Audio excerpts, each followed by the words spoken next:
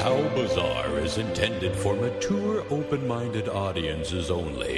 If you are easily offended, we suggest you turn this wacky shit straight off. For 2 straight weeks.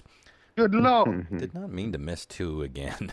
I never do. I always mean to miss 1 when it's Comet Week, but the problem is Comet Week has turned into like Comet 3 weeks. Yeah. But I think I can get by with doing a cast the week before the big week. It's that final Sunday where I just, I send pages out basically Monday night. So I need all of my Sunday faculties about me to do some last minute proofing. It's stressful when you've worked all month and you got advertisements, you got people that have sent you stories and you've done your stories, and then you basically have a couple days to proof it all because it doesn't get built until right before you send it. The last one was thick. Mm-hmm. Girthy. Yeah, they've been 40 pages for the last, I think, 4 or 5 issues, and I actually just got a price. They bumped my prices up because everything else is going up, which is a bummer. But I was still asking to get a quote on 48 pages, and I'm like, am I really going to take this thing to almost 50 fucking pages a month? But I keep doing this thing where it's like, okay, well, I can just add, I want to add more art. I want to add more like full page photos. And then I'll do that for an issue or 2, and then I'll just write more, and then I'll get more. I've been getting more contributions from other writers and writing longer articles, 3 or 4 pages. And then I've been selling more ads. I was going to say that makes it a little easier. But every time I do that, I just fill it with more words. But I think I got a pretty good, I think I'm going to leave it at 40 for a while because it's nice. We have like repeat things and then other people come and go. We just had a new column pop up, a local shop. I'm curious for you to read this article, especially Chris, because I think it speaks your language and yet it speaks mine. It's you'll be getting yours in the mail soon. Hopefully. I had a mailing snafu. Mailing snafu. I'll talk about that maybe in a bit. It's not an interesting story. But there's a local shop that just opened up, and it's like a vintage toy and game and movie shop called the Time Capsule. I like it so far. Yeah, it's great. And the people that own it are great. And I reached out to them. I was like, why don't you guys maybe do a column? You guys live in this world, and you're way more plugged into what's going on in terms of like pop culture-y things concerning movies and TV shows and or toys, games for that matter. And so they did, and their first column is all about, sort of not specifically the Marvel universe, but mostly that, and then other franchises that have become so nested and embedded within the other storylines. No one has done this more than Marvel.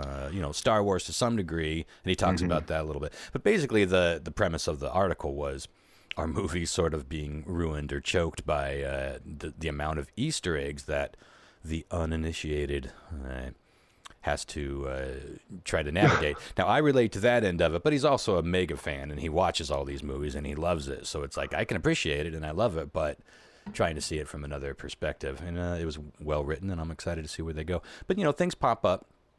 And sometimes it's easy to start a column, and then month 3, I'm like, hey, you got something for me? And they're like, oh no.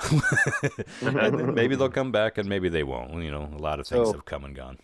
I got a hold of those guys when I found out that they did retro stuff. And they got almost like a museum. It's surprisingly big down there. They're like in a little underground place, Yeah, and I, me, the gamer that I am, I have literally totes of console systems and games and everything else. So I called them up. Yeah, I called them up to pawn them off. Are you guys interested in this? And they're like, yeah, come on now. But then they had a flood, and so they had to close their doors down for a little while. When was that? Was that just a few days ago? No, I'd say a couple weeks ago. Yeah. They're in a tough spot for floods. They're right there on the ave where it flattens out, and they're underground. But it's a really cool spot, and it's surprisingly big. You walk down into it, and it looks like, this is a cool little boutique, and then you turn around a corner, and it just goes all the way back. But anyway. Well, I was going to also say that I was helping my buddy out, Phil, over the weekend, and your main the comet, the main page was his better half with her copper artwork. That's right. I knew that Jessica. That she was married to somebody or with somebody that you knew. I don't know if I've ever met him, but yeah, she was a cover story. We've been trying to make that happen for months. She's a busy gal, and we just didn't line up. We're all sitting in the back, yard of the house, and he goes, "Oh, wait a minute!" He goes running, tearing inside the house. I was like, "Okay." And he comes back, goes, "Look at this." Oh, that's awesome. He was super proud of it.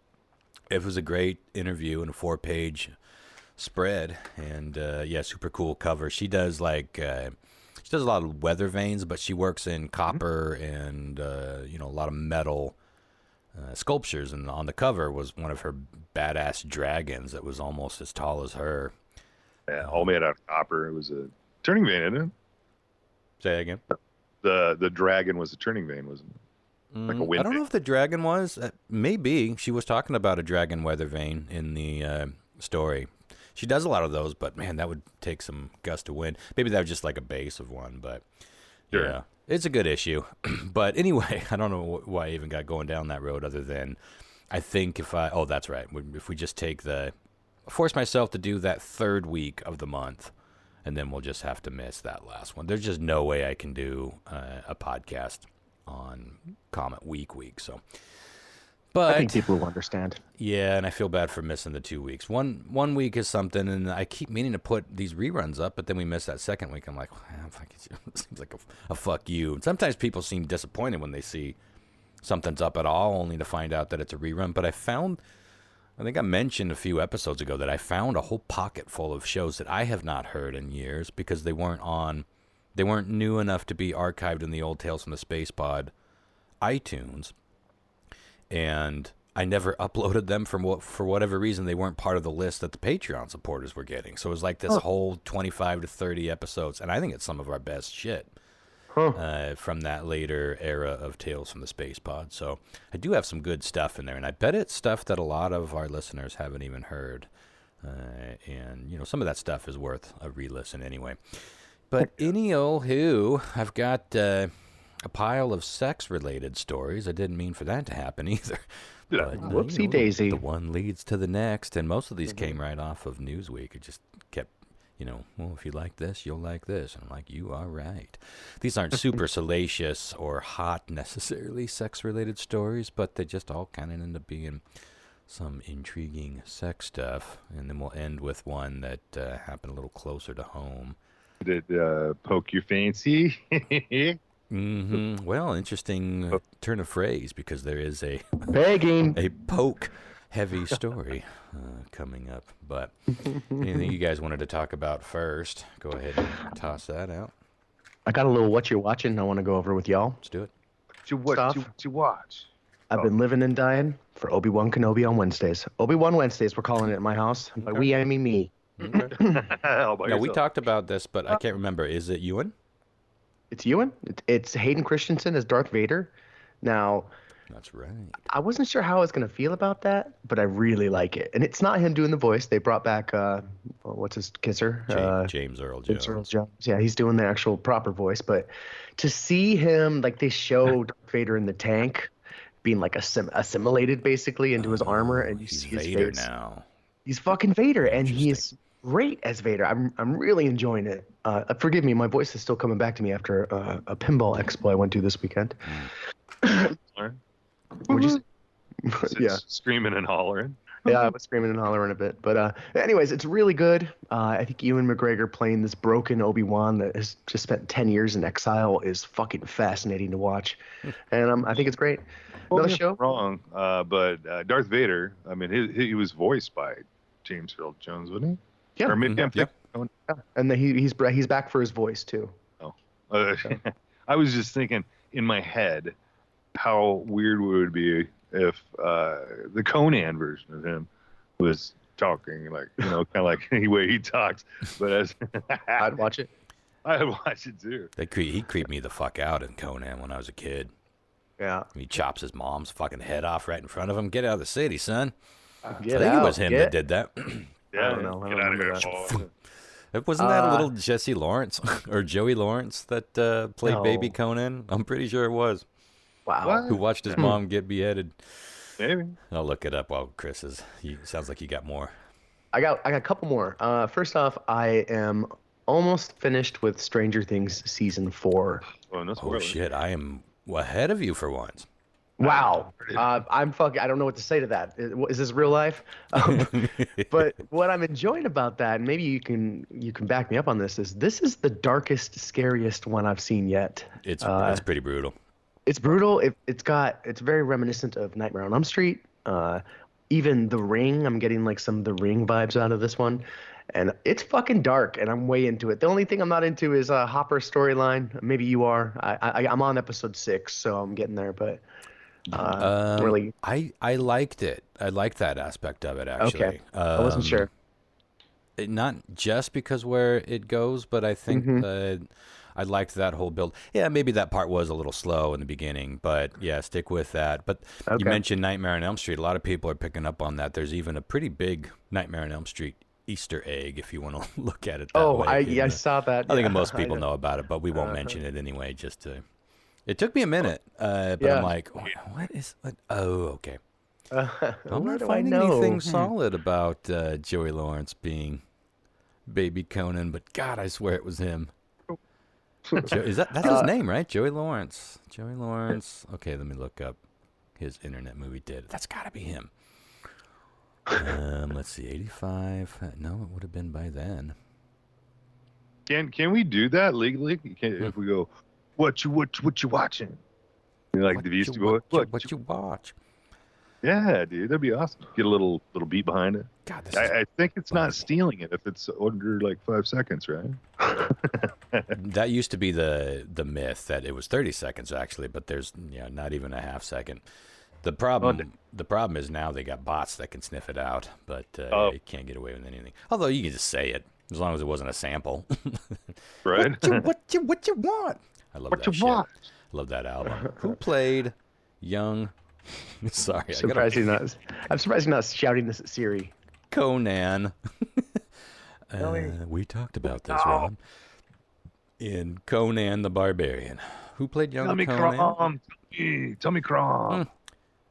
Jorge Sands. Why did I think this was Joey Lawrence? Yeah, it doesn't really even look like it. It kind of does. Wow, that's kind of like a Mandela moment where I made that bullshit. Yeah, and that's how that works, folks. It's not a parallel universe that opened up. It's Ron's brain went to shit, and he filled in some blanks. And along came Joey Lawrence, and then I retrofitted him into that character. Speaking of hoarse voice, I'm surprised mine isn't hoarse. I was doing a lot of shouting and wooting last night. We saw Modern English right here in Wenatch. I saw your photos. It looked pretty dope, man. Fucking good. It was so good. I was expecting it to be, a fun show and whatever. It is what it is. I'm a fan of the band, but after last night, I'm kind of obsessed. Like, it was so fucking good, and they were just fun old dudes up there doing it. It's really inspiring that these are old guys, and they're just up there fucking jumping around, pogo hopping, and still doing it. Like, if you keep active and you keep at it, and they've taken some breaks over the 40 years that they've been doing this, but for the most part, they're still rocking and rolling. They just sound fucking great.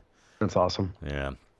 I did have one more thing I wanted to drop on what you're watching. And I know you probably won't get to this, Ron, but I do think you would really enjoy it if you did. Before you do, though, I had one more thought on Stranger Things. On Stranger Things? Yeah, hit me with it. So this happened right... I think it might have already been released, or the day that, whenever that shooting in Uvalde or Uvalde, whatever, in Texas. Mm-hmm. So they had to put a disclaimer. They decided to put a disclaimer right before it saying this obviously was all shot and edited and ready to go well before the shooting happened, but because it just happened, some viewers may find this disturbing. You're like, what is it going to be, a school shooting? And it wasn't, but it was a brutal fucking scene. And what's interesting, though, and I won't even describe it because, it's a pretty big punch in the gut, and I just don't want to spoil anything, but You're talking about how the kids die, right? yeah. Well, the whole opening is really just watching kids die. We're seeing their dead, bloody bodies. So it was a fair warning. But at the same time, I don't think I would have gone there in my head with that connection if that warning hadn't been right in front of my face. In a weird way, it actually made it darker and harder for me to watch because it set me in that. I just don't think I would have gone there in my head, even though I was very aware of that shooting and the 30 or so that have happened since then. Jesus. I wonder if it was more of a statement, like Jesus Christ. Well, I was curious. They must have talked about this, and someone had to have said, what, are we in a way shoving this in someone's face and making that scene harder to watch? Not in a way like, let's get them, but just, like somebody trying to be like the voice of reason, maybe. It's like, is this a good call? Because it's not a shooting. It's not like a school shooting. But I get it on both ends, but it really kind of made it darker for me and harder to watch. And it was just like, ooh, boy, this is starting off on a weird foot. But yeah, you're absolutely right. It was way more violent than the other seasons, and some of the ways that folks don't go easy in it. Whew, and shit that we would not have seen in horror movies when we were kids. That's exactly what I'm talking about. And I watched that first episode. I've watched every one by myself. And I watched that. I don't remember people dying right at the beginning, but what I remember is like every episode, one kid's gonna die. Basically, I'm not no spoilers, but a lot of people die in this season. Like I'm not saying main characters. It surprised me. It did too, and the way the demon gets them, if you've seen the trailers, there's another, something from the upside down or coming after them. But the way it happens is just so fucking brutal. Like I couldn't believe it. I was like, what? And you see it over and over again, and it doesn't get easier to watch. No, it absolutely does not. And but it's also intriguing, right? Like you're scared of this fucking guy. Yeah, like, I haven't seen that. I haven't seen that done. Not in that way.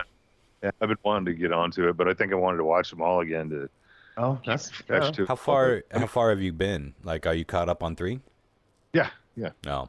See, it took me for fucking ever to get through 3, and I can't say, even all the way up to that massive grand finale in the mall, it was just, I should have liked it more. I should have liked and even that it was set in the mall and all that kooky culture. I love that this one is at least partially set in a video store. It was.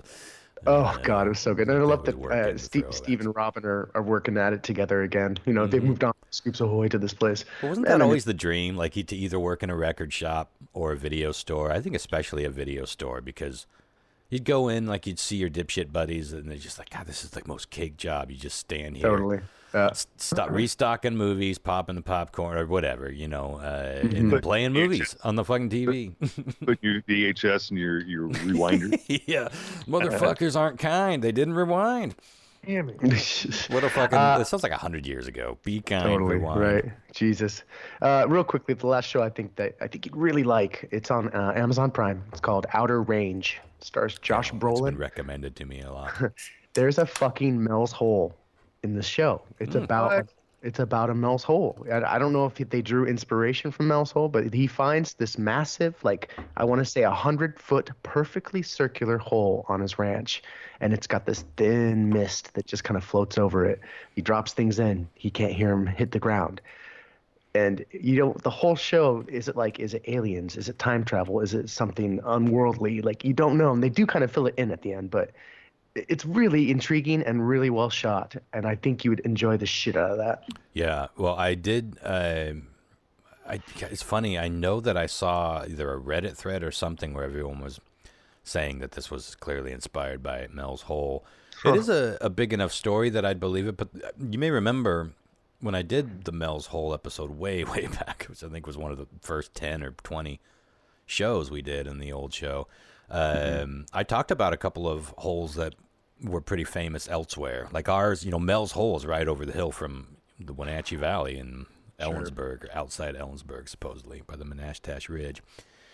So there are other mysterious holes, and then there's the Hellmouth theory. Remember we had Linda, I'm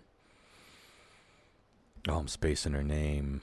I do remember. I can't remember her name either. She was great. We had a good slew of guests at one point, and she was one of them.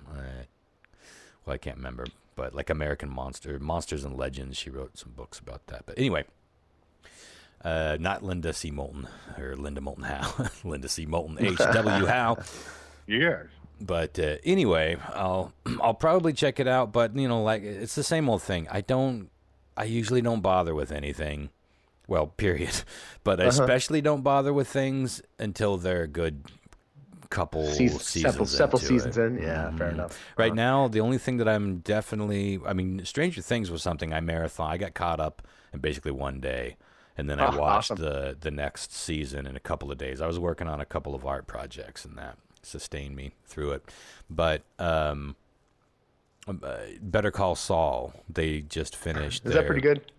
Oh my god! Well, did you watch Breaking Bad? I can't remember. All of it. Yeah, I did.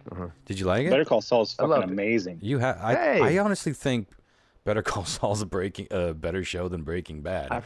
I've heard. I was just gonna say the same thing. Yeah. Because Breaking Bad really meandered. I mean, that's a funny way to say it, because I guess Better Call Saul, you could fairly say and criticize it for being a slow-paced show, but it's so fucking intriguing, and it's just like, I swear to God, you blink and it's over because it's just so good. I've never felt like, oh my God, is the show over yet? Or like bored with it, even no matter how slowly it moved. And it hops all over in a timeline way. It's a prequel, of course, to Breaking Bad. And now that it's almost over, you're starting to see some actual character. Well, you've seen characters all along from Breaking Bad, but you're starting to see more popping up, and you can tell that we're almost at the timeline where Walter's probably starting to get some symptoms of his cancer somewhere on the other side of town. It's really intriguing. He hasn't popped up yet. This is the, they're doing the thing that Stranger Things, I guess everyone does now. They split up the season sometimes into two, or at least that finale season. So they just finished the first, and it was a doozy. It ended with a dooze. But holy shit. Yeah, I think in a funny way, like, it started out a bit more quirky. I think I'm a little more lighthearted in some ways than Breaking Bad, but it caught up to the brutality and the just, this is a dirty world and memorable bad things are happening. But highly fucking recommend it. And you got a whole pile of them to go through at this point. That's a commodity in the Ronsters world. I know. That's a cha and a ching. Anywho, well, should we get on to a little bit of sexual news and then go take it wherever you want? This first one is a little tale that starts, I think, a little familiar. A Florida man reminds us that safe sex can have two meanings, and this is from Newsweek. I think all of these are, like I said, right off of Newsweek. Florida man allegedly crashed his vehicle into a FedEx truck while receiving oral sex from a woman in the passenger seat. I swear to God, I have turned down Roadhead for this fucking reason. Because I'm just the question I was going to ask. Don't get me wrong, I've accepted it as well. But there have been times where I'm like, bitch, we're going to die. That's the whole point. Yeah. That's the fun of it. So, to be fair, I've turned down things in bed for the same reason. Bitch, we're going to die. Going too fast. That will kill us. Well, we'll put a pin in that because I'm going to be asking you all about this in just a minute.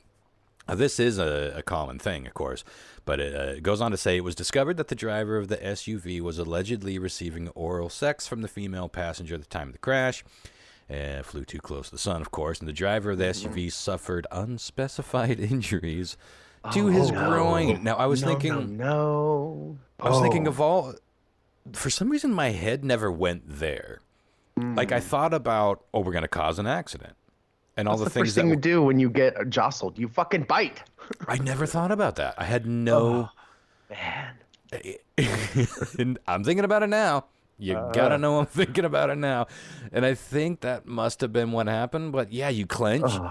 And you just like, ooh, you brace and like, ooh. And then you get, like you said, jostled. That is a 1-2 punch to the old cockaroony when you were... Good. From the highest of highs Mm-hmm. to the lowest of lows. I've talked to a couple of ex-girlfriends and they're filing down their eye teeth because it hurt. But Listen, I That need you is to make a dental dedication. appointment, baby. No, I already booked it for you, actually. Yeah, don't worry. This is courtesy of the Crippler. You're Ready due there at for you. 6 in the a.m. Put a down Fine. payment on it. It goes on to say, it's still unclear. This surprised me. It's still unclear if anyone will be charged for the collision. Isn't that like the very definition of distracted driving? Well, wait, did they crash into another car or just like a barrier? They or crashed something? into a FedEx truck. Okay. Yeah, I mean that's say who's to blame, because I mean she could be accountable. He was driving, I mean, it's tricky. And if she swallowed any of it, she could be charged for cannibalism. Exactly. my. So it goes on to say, receiving oral sex while driving is probably more common than one might think. With a study conducted by, this doesn't surprise me, but a study conducted by researchers at the University of South Dakota, of all places, the Oral Sex College, apparently revealing that nearly 37%, I think that's low, I think a lot of people are lying, 37% of male students engaged in some manner of sex while behind the wheel. Now, this is where I wanted to pause for a quick little poll. I think, Chris, you've answered. Yeah. I mean, we've all, right? We've all given a little and received a little. Listen, when you're going down on a dude, I think that's a little safer, definitely easier. The angle. It's But all I about the have angle. I have given too. And Wait, what? I'm just going to leave it mysterious. Lyle, I'm guessing that you've had a little bit of roadhead, huh? Yeah, but Little here's the file deal. tooth. Yeah. Here's the deal. I'm not going to say that I was doing the speed limit. I was probably doing at least 20 under, and I was all over the road when it happened. That's why, when Chris said we're all going to die, I could relate. To that. You weren't But likely it's, going to die. You might have killed a kid walking on the side of the road, which would be really depressing. No, we'd been fine. We were on a long stretch of beaten back highway. Well, Yeah. she was. You practiced She was driving my. safe. Oh Dangerous sex. my. You had to put that clutch in, if you know what I'm saying. It is tricky. It is tricky and it is risky. And I don't know, in all the cases that I have experienced it, I was never really prepared. So then you got the issue of clean up. What do we got? What about that? Is there a T-shirt in the? I was never prepared for roadhead. Lyle, sounded like you had a system. She was a swallower. So. Well, canine Cappy. That is the best, but I would never expect somebody to do that. Some people are totally into that, and some people, I think, are just okay with it. And then some people are just absolutely, all right, I'm going to get up. I'll be right back. That was a wonderful time. I could tell you enjoyed yourself. I'll be back in a few. So if you got that kind of situation going for you, that's ideal, I suppose. But, I don't know. Think ahead. No pun intended. Have a little something in the glove box if you are going to practice. I guess you probably just should wait till you get home. But, let's be honest. It's like any other semi-dangerous or semi-inappropriate sex. Yeah. Half of it is the allure of doing something, is a little... it's a little odd. It's a little... Because these things are never ideal, whether it's fucking in an airplane or, fucking in an alley behind a busy bar, whatever the thrill is. They're never great and they're never, practical. Yeah. So it's not about this is the best sex ever. It's capturing some other element as part of the thrill. John Mark, what about you? Yeah, what was the question again? Sorry. Ever you ever imbibed?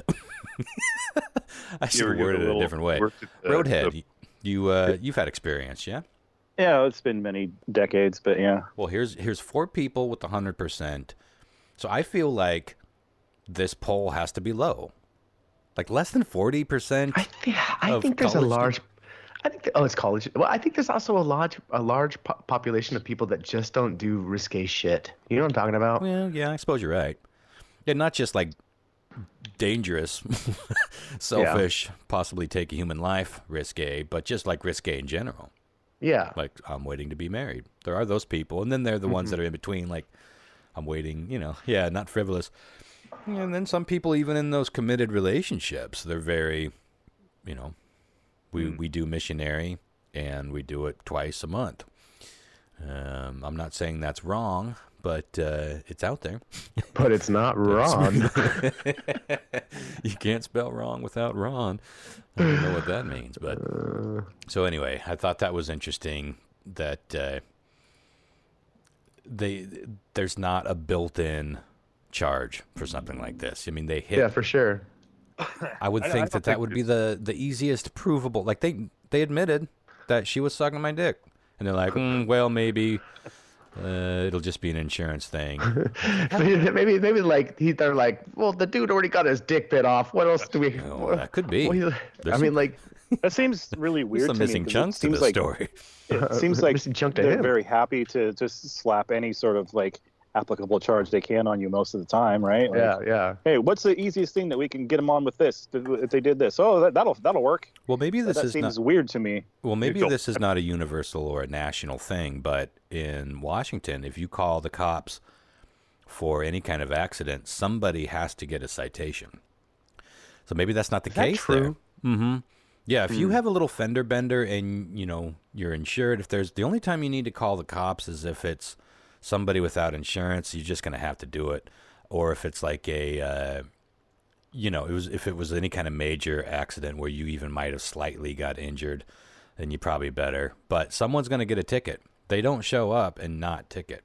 I don't know if that's policy, but it's literally 100%. So, yeah, someone will always get cited. But, the woman that ran into me was on her Facebook. She hit me going 50 fucking miles an hour, and her ticket was like a $500 ticket, and that's all she ended up paying because she didn't have insurance. 40. So it's a weird sitch. The guy that hit me was probably on meth for like 3 weeks, and he went to jail. Classic distraction. Mm-hmm. As you should. As one should. Another sex news. Vibrators apparently have been deemed good for women. I'm sure a lot of women are out there like, But a recent study finds that vibrators are great for women's health. A urogynecologist said that she was discussing women's health, about genitals and sexual health, etc. And she told Newsweek that it is often shared that no medical professional ever spoke to them about their sex life, nor their solo sexual experiences. There is a stigma associated with masturbation and vibrators. This is more of the quote. At the same time, the concept of if you don't use it, you lose it is well understood and applied to other parts of the body. She goes on to say, however, this concept has not been applied to the pelvic floor or sexual health. It kind of has in recent years for men. I've definitely heard that talked about with men. Like there seems to be some evidence that if you are ejaculating on a regular basis, that it can be a better situation for your prostate. Mm-hmm. I don't know if that's completely scientifically proven. It seems to make sense. I mean, shit gets stagnant after a while. Like any muscle's got to work out, you know what I'm saying? You got to work it. Why wouldn't, I agree with her. Why wouldn't the rest of the body work the same way that, these other parts of the body do? You don't want dick atrophy, son. That's the curse of the devil. She goes on to say she started to do research, and then she held some studies, and she said, in the review, the aim of the researchers was to analyze the effect of vibrator use on sexual function, pelvic floor dysfunction, and vulvar pain. That's a band John Mark likes. Vulvar pain. I saw them open up for Obsessed back in 1994. I don't know if he was paralyzed at that point. Anyway, she goes on to say, colleagues performed a systematic review of several medical databases searching for studies on the topic that included certain keywords such as vibrator and sex toy. This is a fun project. Oh, shit. In total, the researchers identified 558 articles containing relevant keywords and then whittled this number down to 21. Let me skip ahead here. While the number of studies on vibrator use... Furthermore, the study showed that vibrator use had a positive effect in several areas of women's health, including improvements in urinary incontinence and pelvic floor muscle strength. There's an interesting thing that happens, I guess, when the intensity of a vibrator specifically causes like involuntary contractions of the muscles around there. So it's kind of like doing like mini, what do they call those? Kegel exercises, where men and women can do this to strengthen your pelvic floor. And it is used for sexual health, and supposedly it can maybe help you with even if you're having getting it up issues. But it certainly seems to have been proven to help with incontinence issue. Like it strengthens your ability to quite literally hold your shit in. So anyway, I found that to be an interesting story. And, I think that I don't know if you guys always heard this, but I've met a few women who claimed that they have sort of desensitized themselves sexually by using a vibrator too frequently or for too many years. Yeah. And because of the intensity of that, they were not able to get off in the, I suppose, usual avenue. But that doesn't seem to be universal. I dated a girl who used one of those plug-in vibrators. I think I talked about it before. It's like you plug it in, first of all. So we're not talking about like battery powered. This thing is harnessing the power of your local PUD. And you turn it on and the lights dim out in the house. I put it on my nads and my lights dimmed out. I was like, oh. And like, done. holy shit, this is on setting 1 of 5 possible settings. She's like, yeah, I go straight to 5. I'm like, and like, I couldn't fathom that she was putting that on her clit, but she was. And then I asked her, because I'd heard, about stories like that. And she's like, yeah, I've heard things like that, but I've been using this since I was in high school, and I can still get off. So I don't think that's universal. And conversely, a lot of women who don't use these things, orgasming through penetration is not a universal thing by any stretch, of course. So a lot of women just don't get off that way, period. Anyway, I found that a kind of an interesting study. So with that in mind, speaking of doctor approved, ladies. Speaking of dildos, I don't know if you guys have seen this recently, but like as pertains to, I've seen this on Twitter in the last couple of weeks, as pertains to like something in Texas, that it is illegal to have more than 5 dildos, apparently. Yeah, I think we've talked about this in sound familiar. News quiz. Yeah. What was the reason? Fucking weird. People are like comparing it to like guns versus dildos. Like in Texas, you can have as many fucking guns as you want, but you can only have 5 dildos. Yes. Yeah. What a beautiful country Texas is. Capital country. Was there any explanation associated with that? Well, it's just one of those fucking laws, man. That was like a holdover from some other time. It's just there. I'm sure it's not really enforced ever, but it's just one of those things that technically, yeah, this is the law. We're like, there's some places still that's like probably illegal to do different kinds of sexual stuff.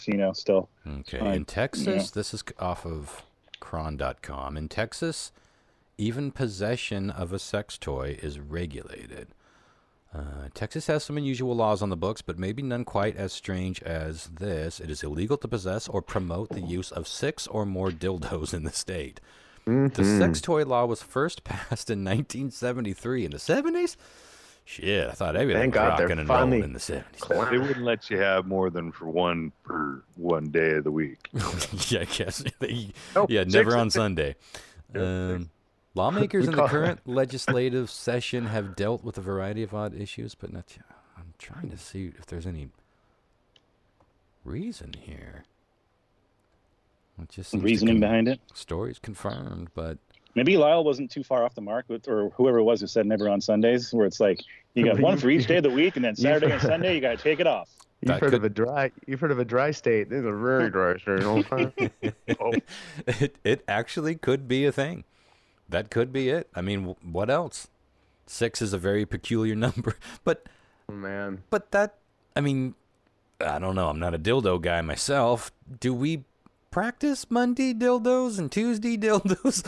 Don't you just sort of hose it off and reuse? If we thought of it, I'm sure that somebody has that particular. Variety is the spice of life, Ron. Even with the dildo. I'm not judging anyone that has a dildo for each day of the week. It's like, oh, come on Thursday, come on Thursday. What if Black Hawk Thursday? Here it comes. do you count double dildos as two? Well, that's a good question. That could be the ultimate. Dildo Darth Maul. There's a workaround for you. Reach around workaround. This is like 12. Yeah, I got a twofer. You snuck one in. Clever girl. Yeah, it doesn't say. Ball.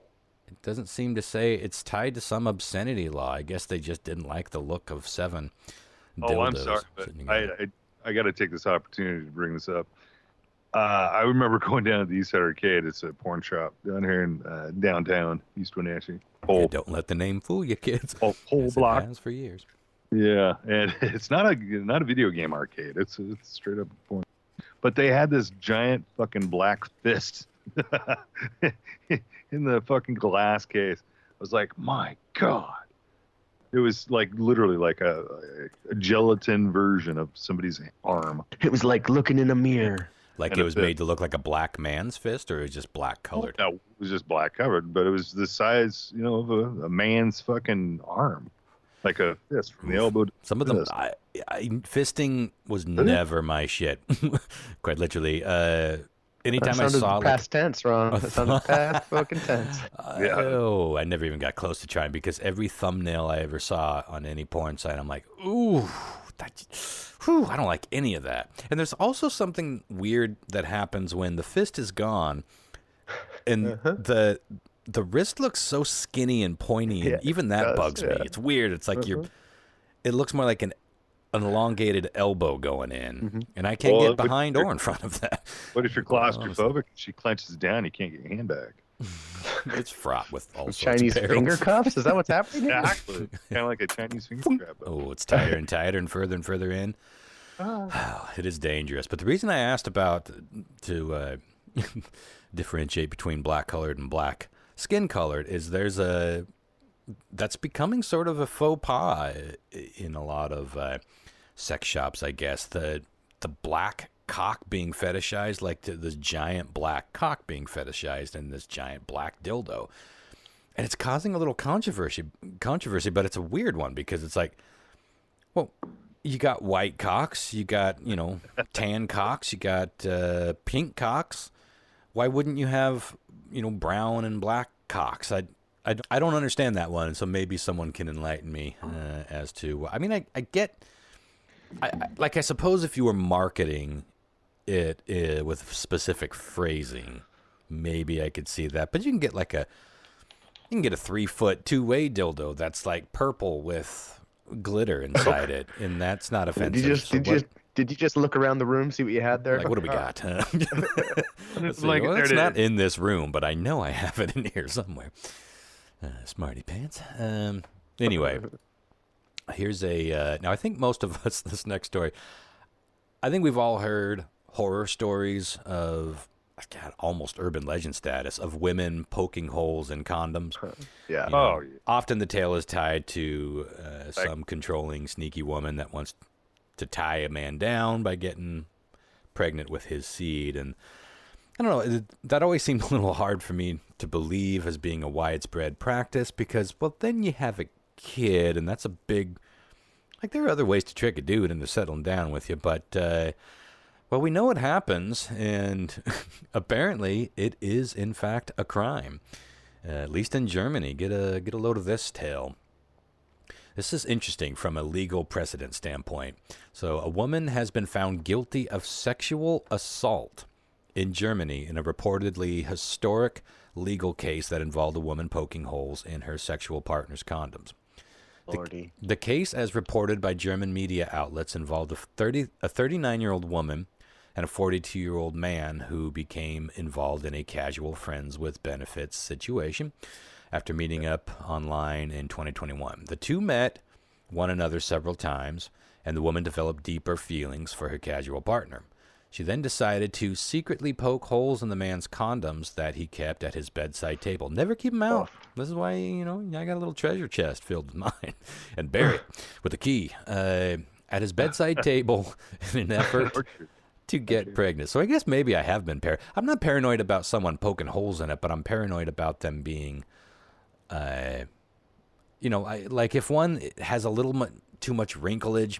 I got condoms everywhere. I got condoms in backpacks and in bags and in jackets that I haven't worn in 10 years. I just always had condoms around.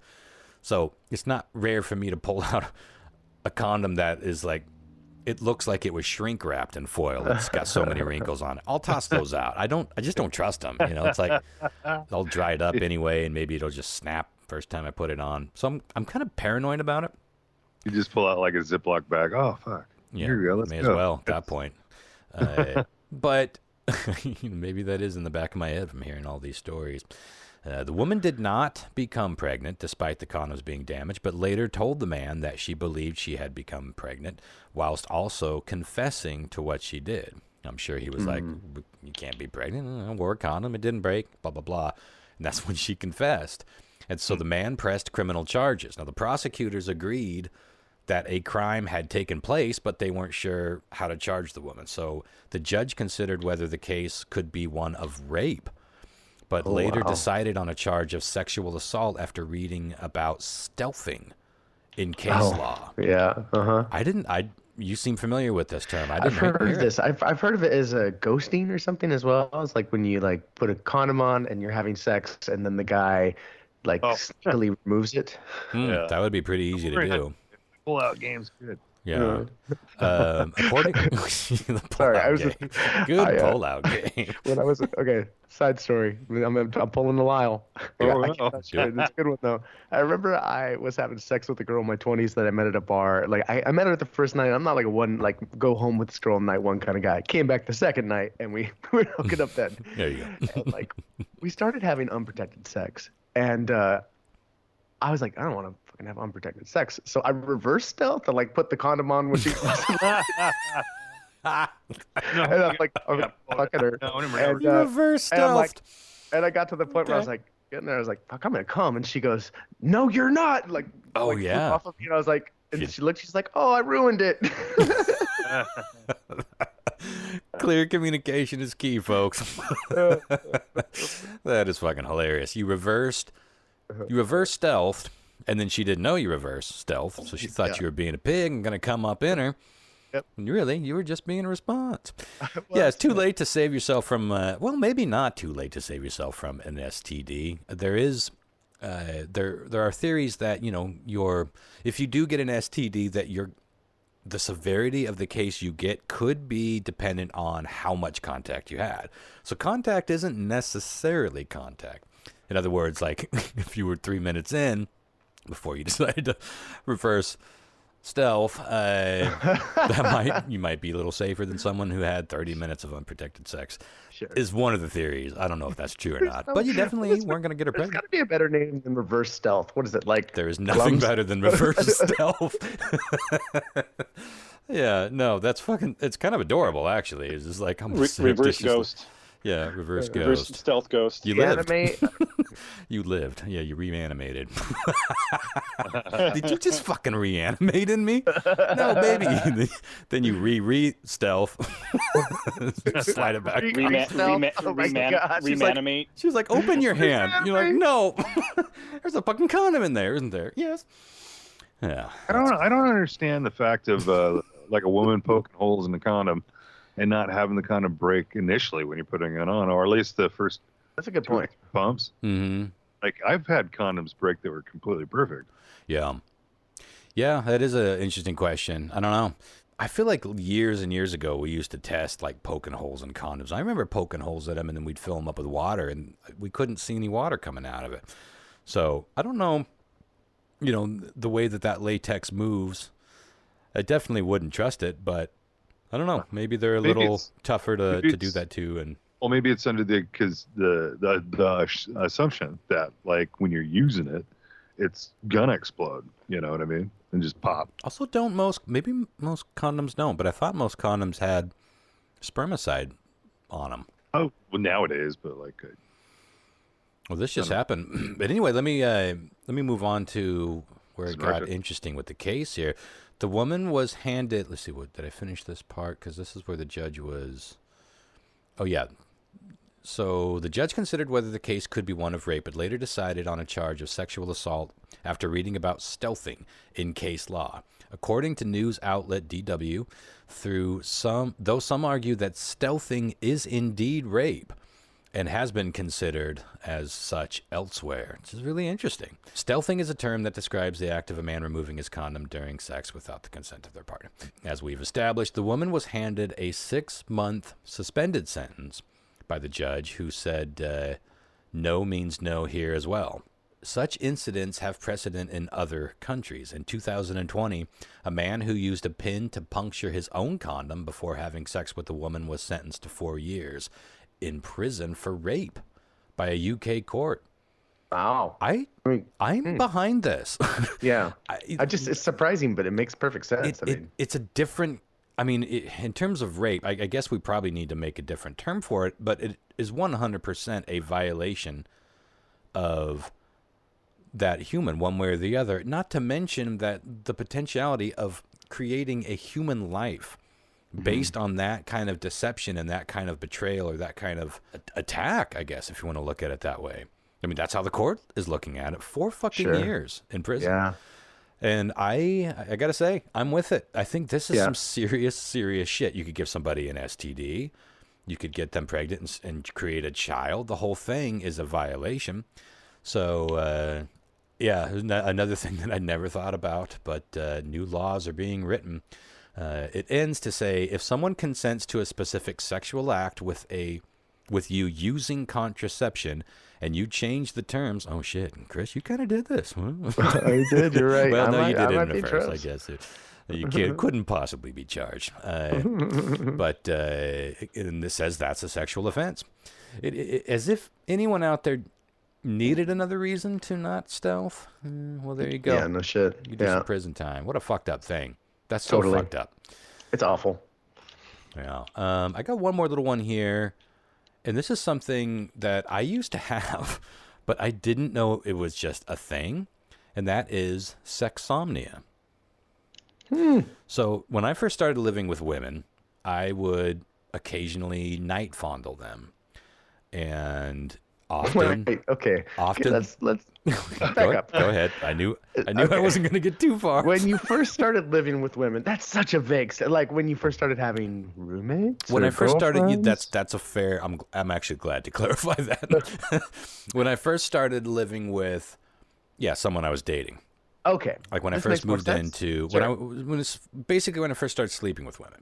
Okay. That was when I discovered it, and it often led to, just late night humping. And at that point, you kind of wake up and be like, oh, far out, man. Hell yes. But it was strange because I would be out and I knew that I was full on asleep, but my paws and I guess my dick would take over and be like, well, what we got right here? She's just right here. Like just sleep humping at that point? At least for a while. Would you wake up in the middle of it? Yeah. Okay. I mean, I don't think I've had that kind of experience. It's more like, we're rubbing up against each other in our sleep. One thing leads to another, and all of a sudden I'm inside of you, and you're like, whoa. And you're awake. At that point, I'm like awake, though. I'm like, hello. It's very similar. Well, it's the same thing for the other partner. Either they were asleep and you sort of gently nudge them awake, and they're like, all right, I'm in. Let's do this. Yeah.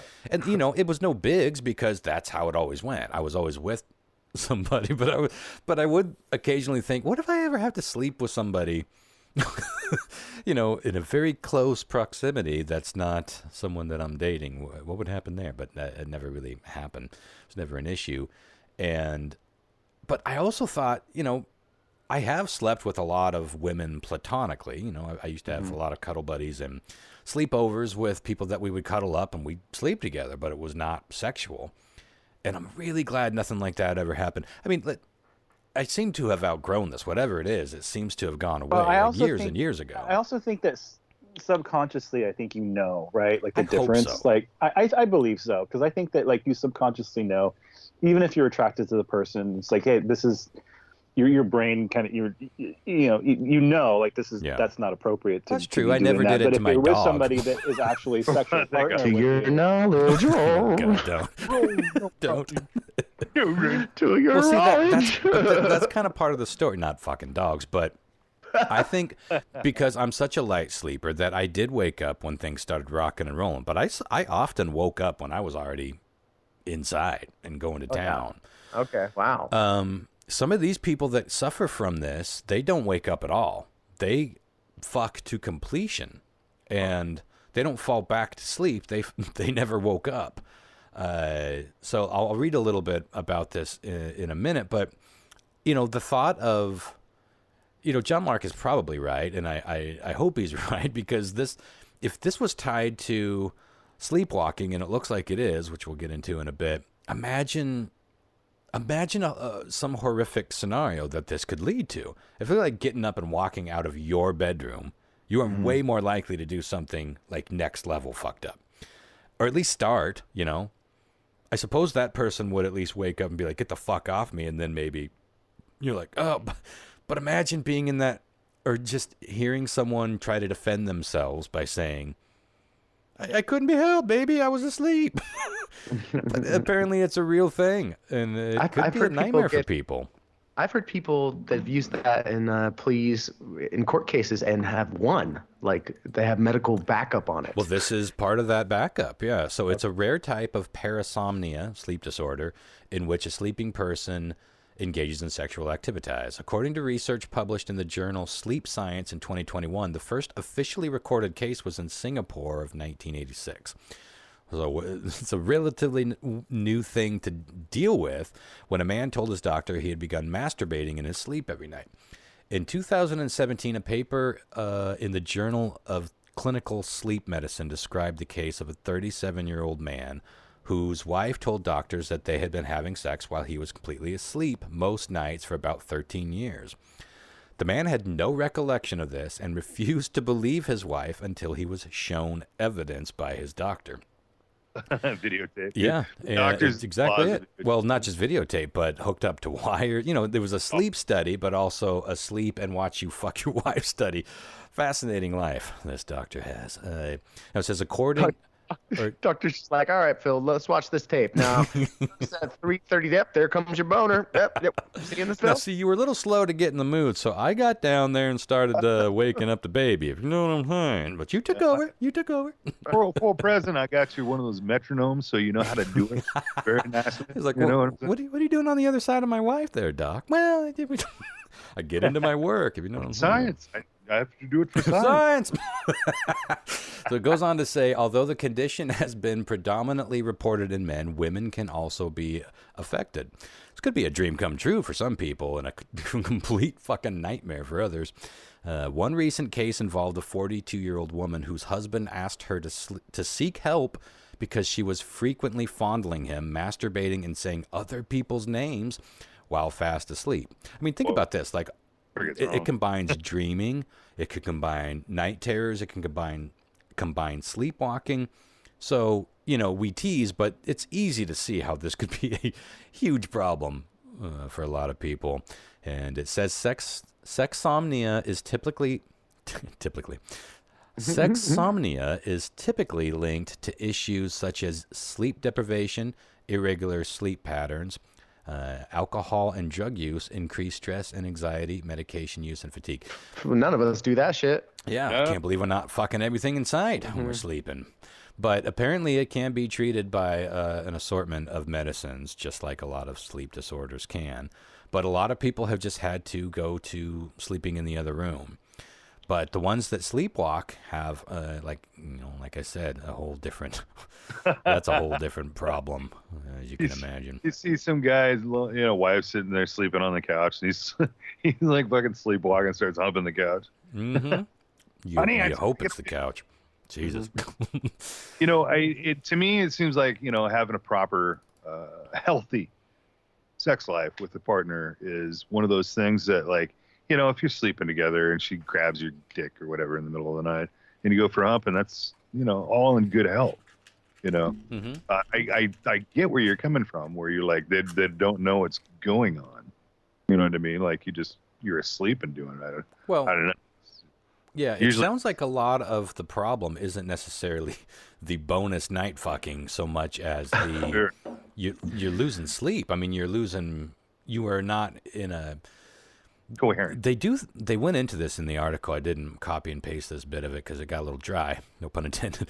But it did talk about whether they're trying to discover whether or not this is an REM phenomena or something that's between REM and wakeful state, much like sleep paralysis, where it's one of those you're neither here nor there. You're in the middle of it, and they think it's probably way more associated with sleep paralysis than it is any of those other sleep disorders, which makes sense. Except obviously you're able to move, but what was one thing that was creepy is that this woman that they're talking about, or the man who in the first example, his wife said, I know the first thing I knew something was off was I could see your eyes, and it was you had the sleep film over him, like your eyes were like sort of rolled back in your head. You weren't looking at me. It was like that's fucking creepy. What a vision! While you're getting cornholed.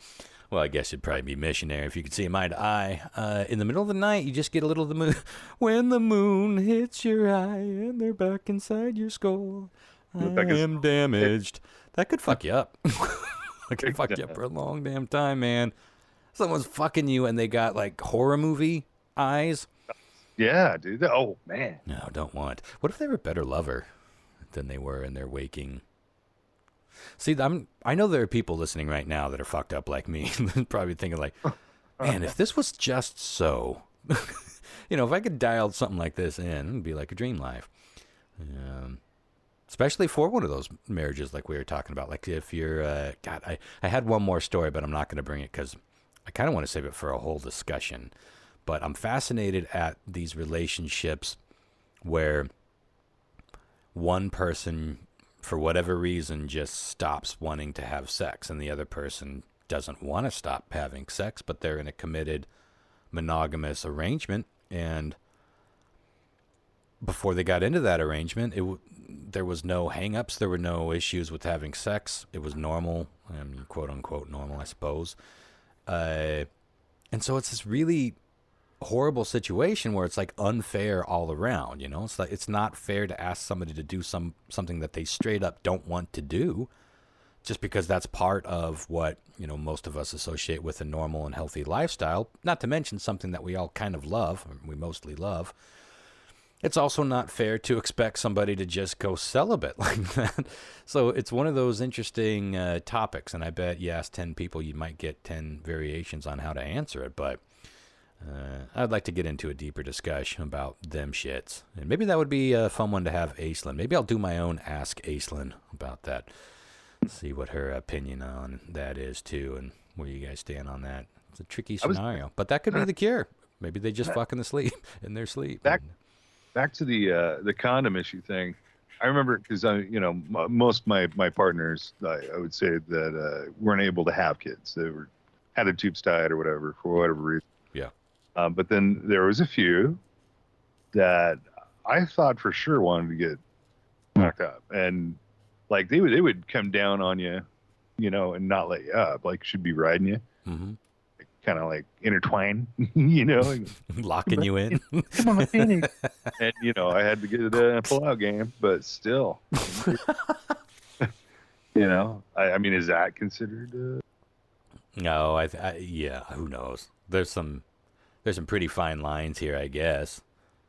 I mean, if you're feeling violated, then it's definitely probably let's stop. It's all about communication in those kinds of situations. That's why we have safe words, because even fun, consensual, purely innocent, for a lack of a better word, I guess, sex can get a little carried away, and then suddenly somebody's uncomfortable. Even that is something that should be stopped, of course. So, what was the word? What was your safe word? Was that anti-disestablishmentarianism? And I never really managed to get it out for some reason. But I'd be finished before I even started saying it. Whatever. Can I have a sandwich? Well, that's all I got. Whatever you guys want to chat about, it's all you use. Oh, I hate to tell you guys, but well, Chris, um, I've been on our break. I've been doing a lot of fishing. I've been going up to the lakes around town up there. Well, Gotta go. Chris probably likes this because you're taking him out of the water. Oh yeah, you're out of the ocean now. Yeah, You're did you kill him? Did you kill him? Fresh air, dude. I've been slaying trout, fucking all.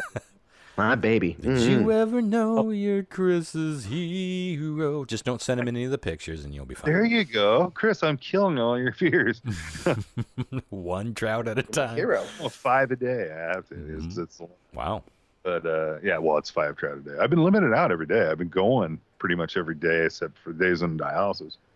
Like such, today was dialysis day. I kind of feel crappy, but that's not really oh yeah, it's part of the story. But yeah, why not? Let's just get into it.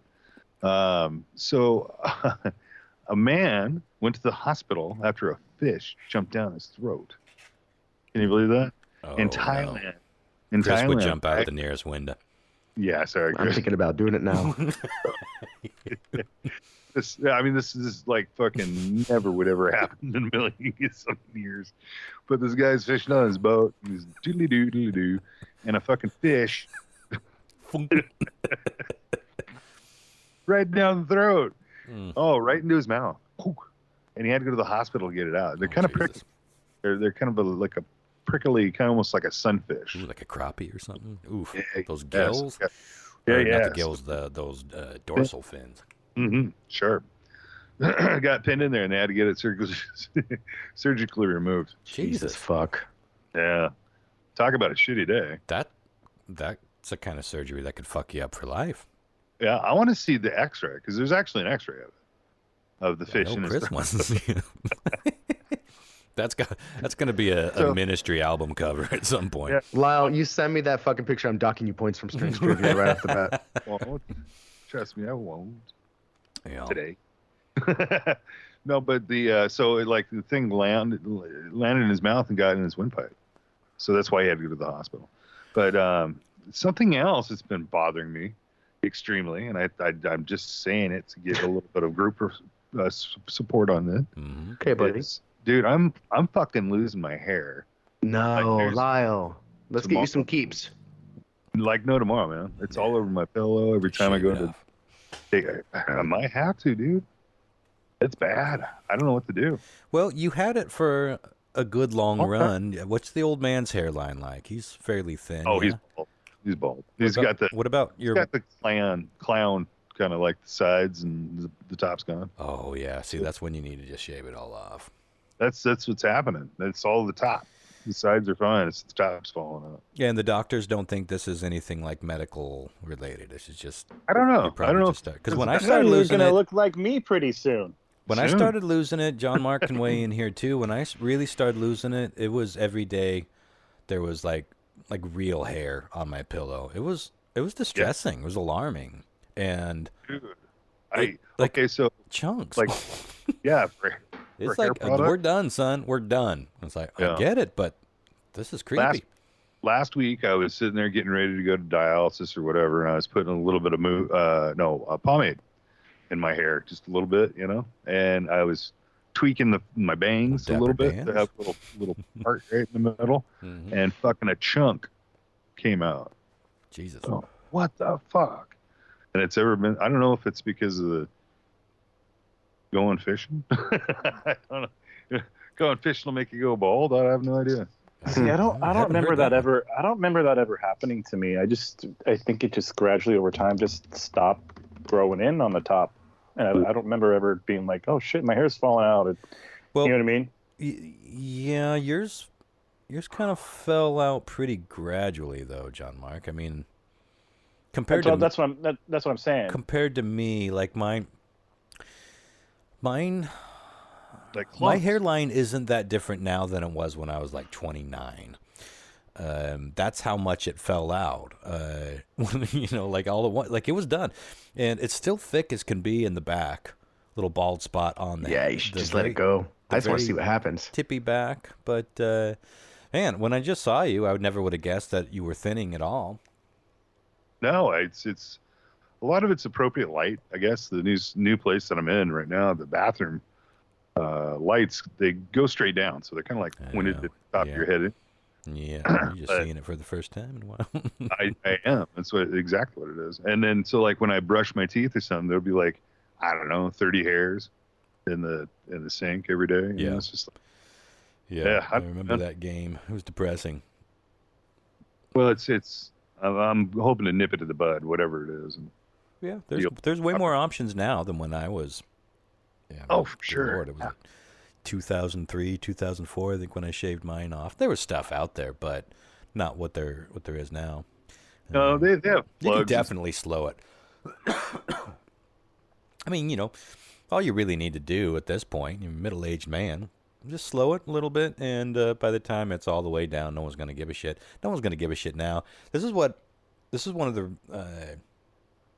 big awakenings for me, actually. I know I've talked about it a lot because it was a powerful part of the Ronsters' evolution, was losing my hair and realizing that all that embarrassment and all the weirdness I felt, and you just feel you don't feel healthy. Like you feel the complete opposite of vibrant and vital when you can see your hair falling out.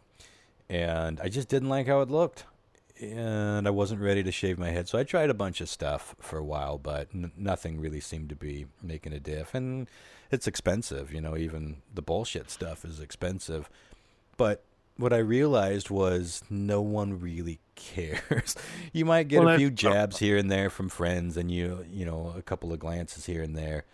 Someone that hasn't seen you in 15 years, but beyond that, everyone's just up in their own heads.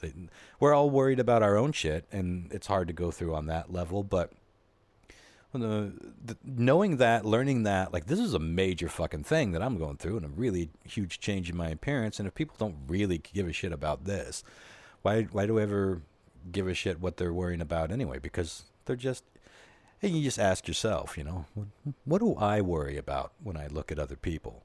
Oh, nothing? Because I'm too busy thinking about my own shit? Yeah, that's everybody. But at the same time, it is still something you got to go through, and, there are options. But, the pomade can be pretty harsh on a hair. If you're using, like, pomade, that stuff can be pretty harsh, too. Yeah, that's kind of what I do you favors. Yeah, I've been using a lot of Head and Shoulders too, so I don't know. Maybe I should. Head and Shoulders is supposedly one of the worst shampoos for you, for baldness. I remember. I did the research. I can't remember which one. I think Prel, Head and Shoulders, and there was another one that was one of those fairly regular, inexpensive brands. Any of that mass market stuff that has a name you recognize is probably not that good for you. Yeah, it literally breaks your hair. So just switching shampoos made mine look a little thicker, but I don't know. Ultimately, my plan when I shaved my head was not to shave it bald. My plan was to just go, like Bruce Willis sometimes was super bald, but sometimes he just kept it super, super short. Bald guys that either are fully shaved or they keep their heads super short, you don't think anything of it. It is the people that grow out the bozo sides, like my dad, God bless him, who really combed that Charlie Brown swirl across to try to to try to make the island meet the shore, if you will. And that finally died away, and he looks so much better. Now he just keeps it trim, and I think he's a handsome old dude because he got rid of that fucking that bullshit. He got rid of the lie. Well, now just buzz it, and then when that looks stupid, shave the rest of it off. Well, I thought that I'd look stupid buzzed, which is why I kept on going. I was like, I'm just gonna go ahead for it, and I actually like how I look as a shaved man. I mean, now it's like it's weird when I go 5 or 6 days without shaving it. I'm like, Jesus, who the fuck is that? So I'm just used to it. But you usually wear a hat too. You have like a certain steez with the hats. Yeah, and I was always even before I cut my hair off. So that'd be my go-to if I hate wearing a hat. Oh, you have to. If you're gonna go bald, you got to wear hats. Even I don't care how much sunscreen you put on that dome. Yeah, there is nothing like a skull burn. It's a whole different ball game. Was when I was fishing and stuff, I could feel the heat on the top part of my head. Feel the heat. Yeah, hair is very insulating. You freeze your ass off in the winter, and it will roast you in the So you're gonna need some beanies, and you'd look pretty damn smart in a fedora or a newsboy. You know, like the ones that I wear all the time. Get a couple suits and suit it up. I love hats. You know, I'm always like, when it's cold over here, I'm always wearing my beanie that I've had for like fucking 20 years, my Turbo Negro beanie. Yeah. You know, it's like I'm telling you, it's essential when you're when the Lord hasn't blessed you with nature's beanie, you're gonna have to go to a store. Anywho, the next story was pretty cool, I thought, and I'll send you guys a link to the video. Before we move on, Chris, I'm dying to ask. Concerning a fish-related snafu. We've talked about how you don't just dislike the creatures. Hate them. But you don't like to eat them. You don't like the flavor of fish. So this is a 1-2 punch. Can you think of a worse fish-related scenario for you than to just have like a fish, to be choking on a fish that literally jumped from the dark waters into your windpipe? I would just want to die so fast. Like, I can't think of anything worse. It sounds like, it feels like it's trying to swim upstream down my gullet and get to me and fucking it's trying to spawn. That's exactly what my mind went to when you said that. I closed my fucking eyes and I hate you. I can think of something worse that I heard just this morning. I was listening to another podcast and they were discussing what happens if you get caught in an avalanche. One of the things that can happen to you is if your mouth's open while you're being tumbled around in the snow, a bunch of snow can get rammed down your fucking throat and form an ice plug. Ooh, be horrible. And it's just like, I was just like thinking about that, going, holy shit, that's fucking. And it was something on the lines of like per pound or per foot is like, I don't know, 10 pounds or something. So if you imagine an avalanche, like, you know, because, you know, I did a lot of snowboarding and skiing and stuff. And it's always been in the back of my mind of being caught in one. And I was learning some tidbits on it. It was like, per square foot, it's like, I don't know, 12 pounds or something like that. Yeah. So make sure you keep your mouth shut if you get caught in an avalanche. That's for sure. Yeah, although, is that worse or better than just being crushed to death? Well, it depends, right? So, you know, if you end up in a situation where you have a little pocket of air, or you're able to kind of start digging, you have to hope that you're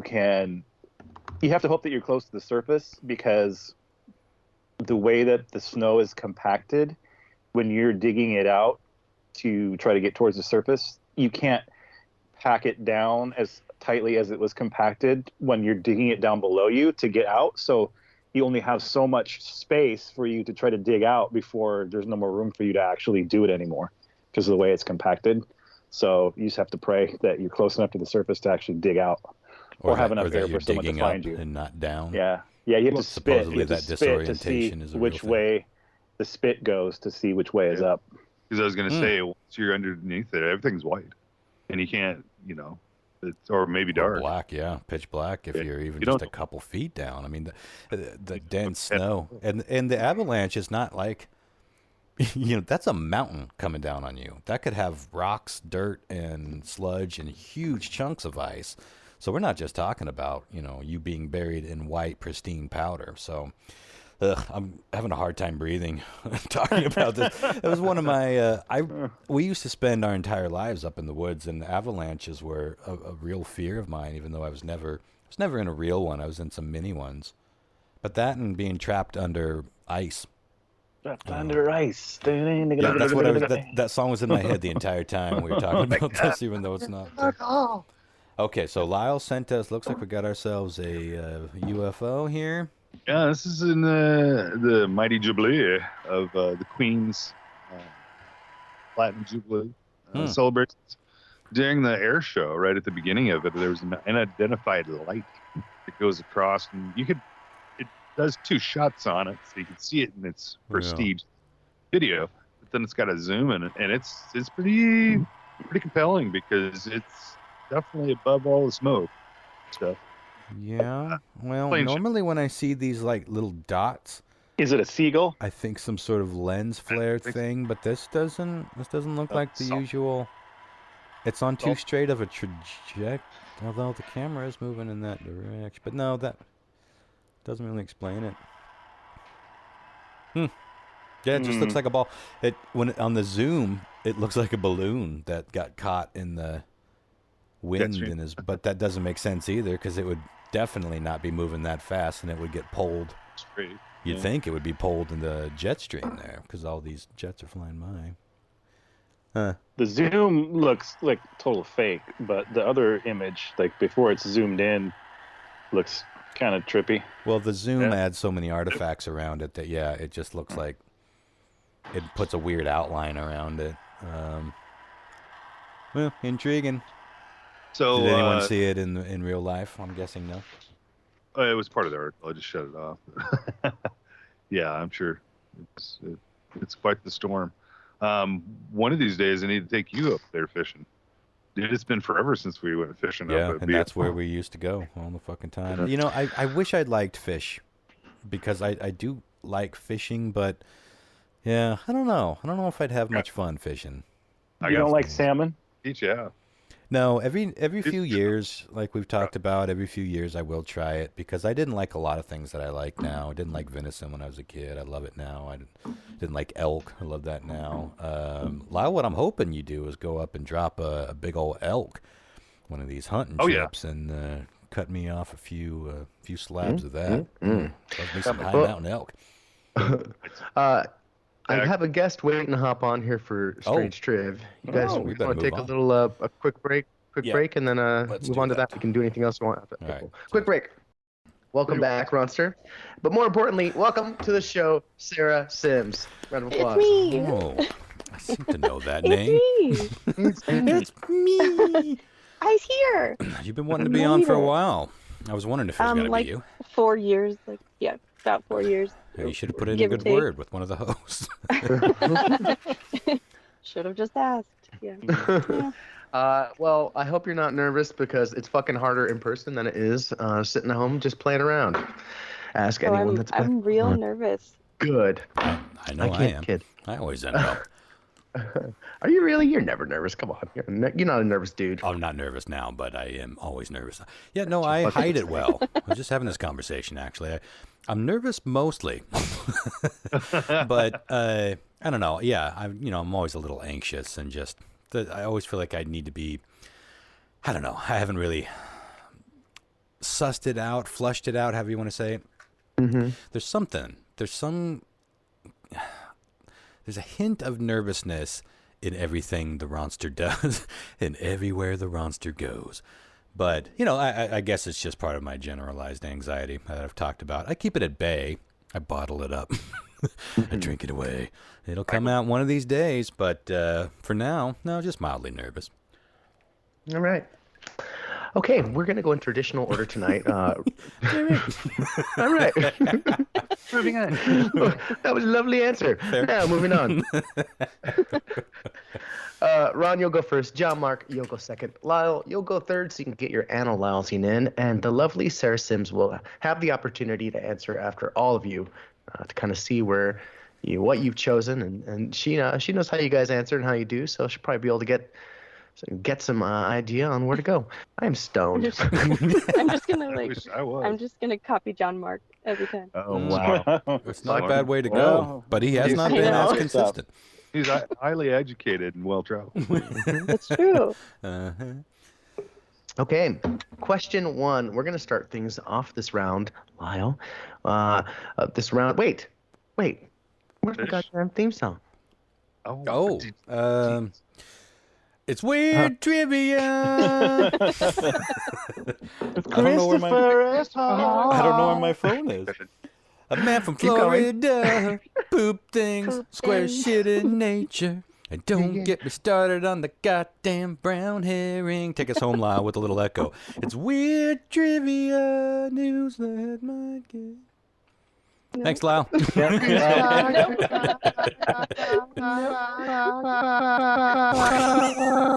I love how it always grabs the most important part of any phrase. The ever crucial. It is nice to hear a little twist on it, but anyway, there's your goddamn theme song. I want the remix of the We could do it. We could do it. Pitbull at the end. Hey, now, answer riddle me this. Does this pop in left and right in your headphones? Check. 1, 2. It's hard to tell. Well, it doesn't for me because I've got y'all in mono, but it might for them. Yeah. Okay. I think it might be panning a little bit, but yeah. Well, it's supposed to be. It's like Keep experimenting. Well, experiment right now, Lau, because question one's a Florida Daily Double. We're 2 points. Hit it, Lau. Daily Dubs, 2 points. All right. Perfect. Just as I wanted it. Okay. Christopher tried to just talk it away. All right, we're gonna move on. No, more than. Oh no. Okay. Okay. A day that should have been magical for one bride and groom in Florida turned out to be anything but. Just recently, cops showed up to their fancy wedding that had nearly 100 people, including children, in attendance, and arrested the bride in front of everyone because she did this. Was it A, laced the entire catered wedding dinner with copious amounts of weed? Oh, who wouldn't? Doozy of a ceremony. Oh, Or reception. B, attempted to fake her own death during the service. Okay. C, she had hired a hitman to come to the wedding and kill her soon-to-be husband. Oh, you can't even wait until you get home? No kidding.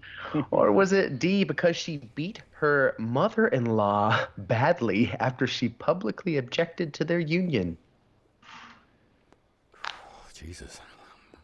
Again, cops showed up to a fancy wedding in Florida, arrested the bride because she had done one of these things, laced the entire catered wedding dinner with copious amounts of weed, faked her own death or tried to during the service, had hired a hitman to come to the wedding and kill her soon-to-be husband, or beat her mother-in-law so badly after she publicly objected to their union during the wedding. Ronster. Man, all good. Total guess. I'm trying to... The only thing that makes any kind of logic to me, it's a stupid call and a dangerous call. The only thing that makes a logic to me is... Maybe she really wanted the family to loosen up and have themselves a good old time, and so she put a little with my green hair? I bet there's enough people out there that are dumb enough to know that, or dumb enough to think that wouldn't be a problem. It's from the bong. Smoking my language. It's from the bong. I used to be one of my favorite CDs to snowboard to. For whatever reason, I loved snowboarding to that Cypress Hill album. It's so Just good. did it for you. All right, I'll put you down for the A, the weed-related answer. Yeah, I John can see Mark. that happening. I think I'm going to go for the green herring as well. Okay, This makes me okay. feel a little safer. Lyle. If I could imagine a bride at the wedding wanting to kill herself, I think she would be like, grabs the microphone, goes, every now and then I get a little bit tired, it's never coming right.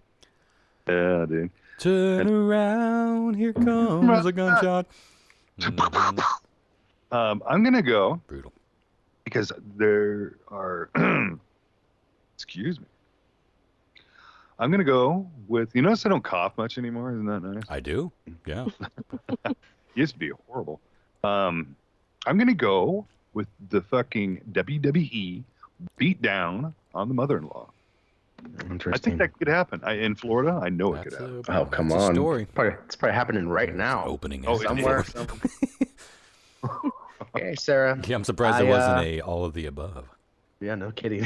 Could have been one. Okay, this is so disorienting because that whole time I was just spacing off thinking that I was listening to the podcast, like, Like, oh, I should be doing enjoying my something. time. I'm like, I'm hanging out with my, Oh, shit, my I'm on friends. that. Like, yeah. Mm-hmm. Oh, wait. Okay, yeah, it's my turn. So I lied. I'm actually not going to go with what John Mark said because I also think that she beat her mother-in-law. Hey, It's just I think I'm going with Lyle. Perfect. Huh. Okay, guys. Question 2. One of the following statements about George fucking Washington is true. The rest I made up. These are some of my favorites, by the way. Okay. Is it A? He died of an accidental shooting. George? George Washington. Thinking Lincoln? Oh, okay. No. B. He never knew dinosaurs existed. Yeah. Why did no one tell me? Is it C? He helped develop the technology that would eventually be used to send telegrams. Or is it D? He had only 8 fingers. One of these things is true. The rest I've made up. Huge penis. Again, the George Washington actually- has like 16 dicks. Yeah, Is it A? He had actually died of an accidental shooting. B. He never knew dinosaurs existed. C. He helped develop the technology that would eventually be used to send telegrams. Or D. He had only 8 fingies. I don't know. I want to chase the dinosaur one because it's hilarious. And how would...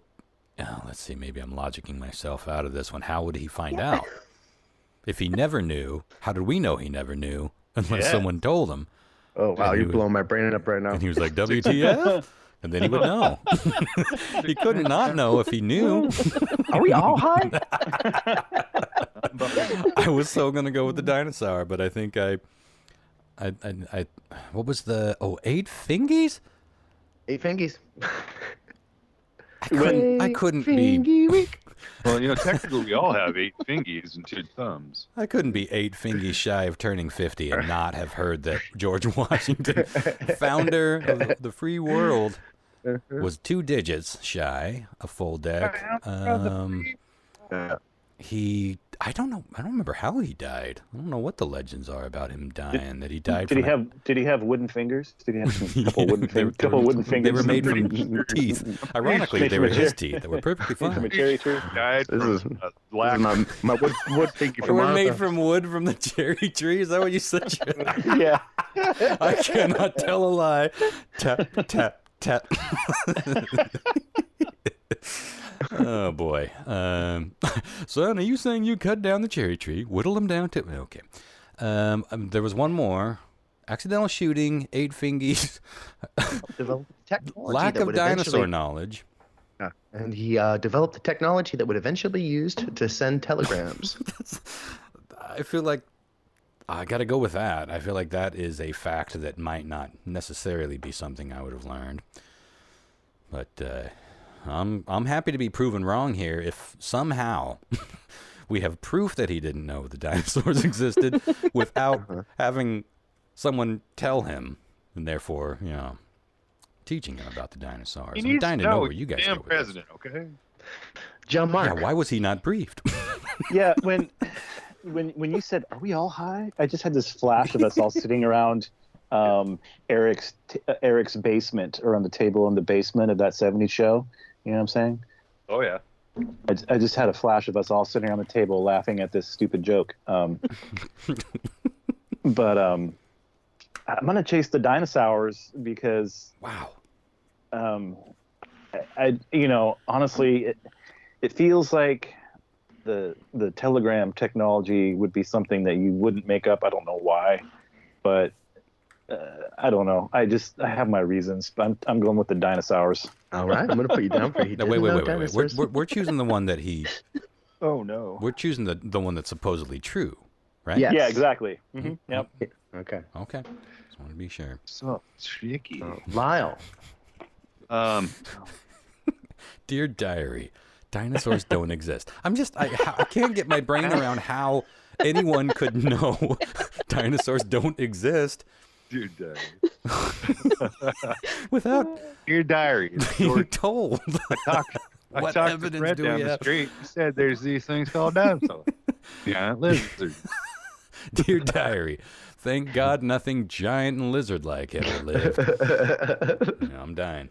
I'm dying to see where this goes. Okay. Lyle, I need an answer, baby. Fingers or hit me one more time, sir. He died of an accident shooting dinos, telegram, or fingies. That's my instead of reading all of them, I'm just going to use one keyword. I know. Fucking answer. You know what? I remember hearing this somewhere else. Wooden fingies. No, it was actually the telegram. It was telegram thing, but it was before John Bell. It was weird. It was a weird thing, like a trivia thing. Alexander Bell? I might, yeah, Alexander Bell. But I'm not sure. Known to his but I'm going to go with friends as Johnny Boy. You're going to go with the... Yeah, see, I'm going to go with it because the similarities are way too uncommon for me to remember that for some fucking reason. And it was just recently. It was like a couple weeks ago. And a precursor to it could be pretty rudimentary. It doesn't mean that he came up with like some sort of mechanical device. It's just a philosophical idea. A code. We can't know. By the way, I saw wood fingies open for iron and wine. Wooden can and some yarn. Oh, no. Why? I'm at Lollapalooza. Hello? 1989. Sure. Tap, tap, tap. Hey, is this thing on? I have no idea who I'm talking to, but I know who I'm not talking to. A dinosaur. Not the dinosaur. Who have I not got here? Oh, those dinosaurs. That Tyrannosaurus Rex would have picked it up if he could have, but He knew that he was arms. Okay, Sarah. Oh my god. Okay. Wake up, Sarah. You're not just listening. You're here. Someone got to guess wooden fingies. Don't be pressured. Don't be pressured. I'm real close. Oh god, I have no idea. Okay. I think I will go with the 8 fingies, not necessarily wooden. That's true. That's true. We did play a game of telegraph with that particular answer, ironically. Oh my gosh. Okay, let me just do a quick little score tally so I save myself some mind is going to be right? fucking blown. If the founder of, I guess not the founder, the first president of these United States of America had 8 fingies, that'd be like not knowing the dinosaurs existed my whole life. Okay. Question 3 is a listener submitted question. Thank you to Katie Surgery Jeff for sending this one over to me. As always, you can send this into send it to me on Facebook. You can put it over to my email at christopher.bazaar@gmail.com. Whatever you got to do, just get it over to me. Okay. Question 3. A few weeks ago, a semi-truck traveling through Pennsylvania crashed and spilled its entire load all over the freeway. Ooh. Cops and cleanup crews alike were tasked with cleaning up 15,000 pounds of this from the highway. Was it A, bowling balls? Oh, shit. That Was could it do some B, destruction. fleshlights? Fleshlights. Well, that would be cleaned up quick. It's gravy days, boys. I'll be like, they're not as good as you think they're going to be. Is it C, hot dog filler? Oh no. Hot dog filler. Casings were on a different truck. Or is it D, Specific. liquid lubricant that had not yet been bottled? It was just in the truck? The tank of it. Okay. I guess you got to transport liquids and petroleums. Again, a truck lost its entire load. I can't say that without it sounding fucking dirty. Crashed and spilled its entire load all over the freeway. Cops and cleanup crews alike were tasked with cleaning up 15,000 pounds of this. Balls, fleshlights, hot dog, lube. Boy, I was going to go with the hot dog filler until I heard the 15,000 pounds again, and that's a chunk of weight. And I got to think, how much does 20 bowling balls weigh?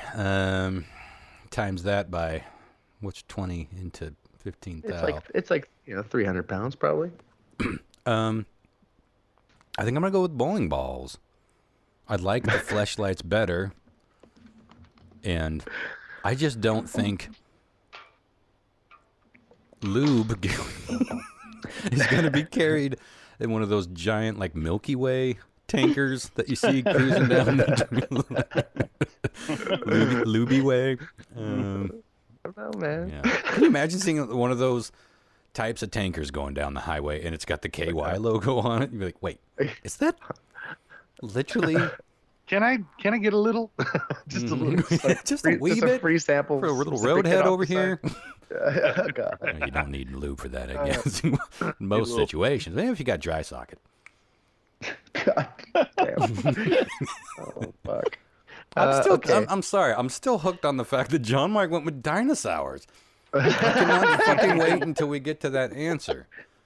I'll give you my reasoning, but No. I mean, Hold off. Yeah. Let's get through it. Okay. I got roster. I need John Mark. I'm gonna. I've been lately wanting a hot dog real bad. It's hot dog season. So I'm going with the hot dog filler. Hot dog filler. I'll put you down. That would turn gross real quick. I want a hot dog real bad. Real bad. So I follow this guy on Twitch. His name's Chance Morris, better known as what is his handle? Soda Poppin'.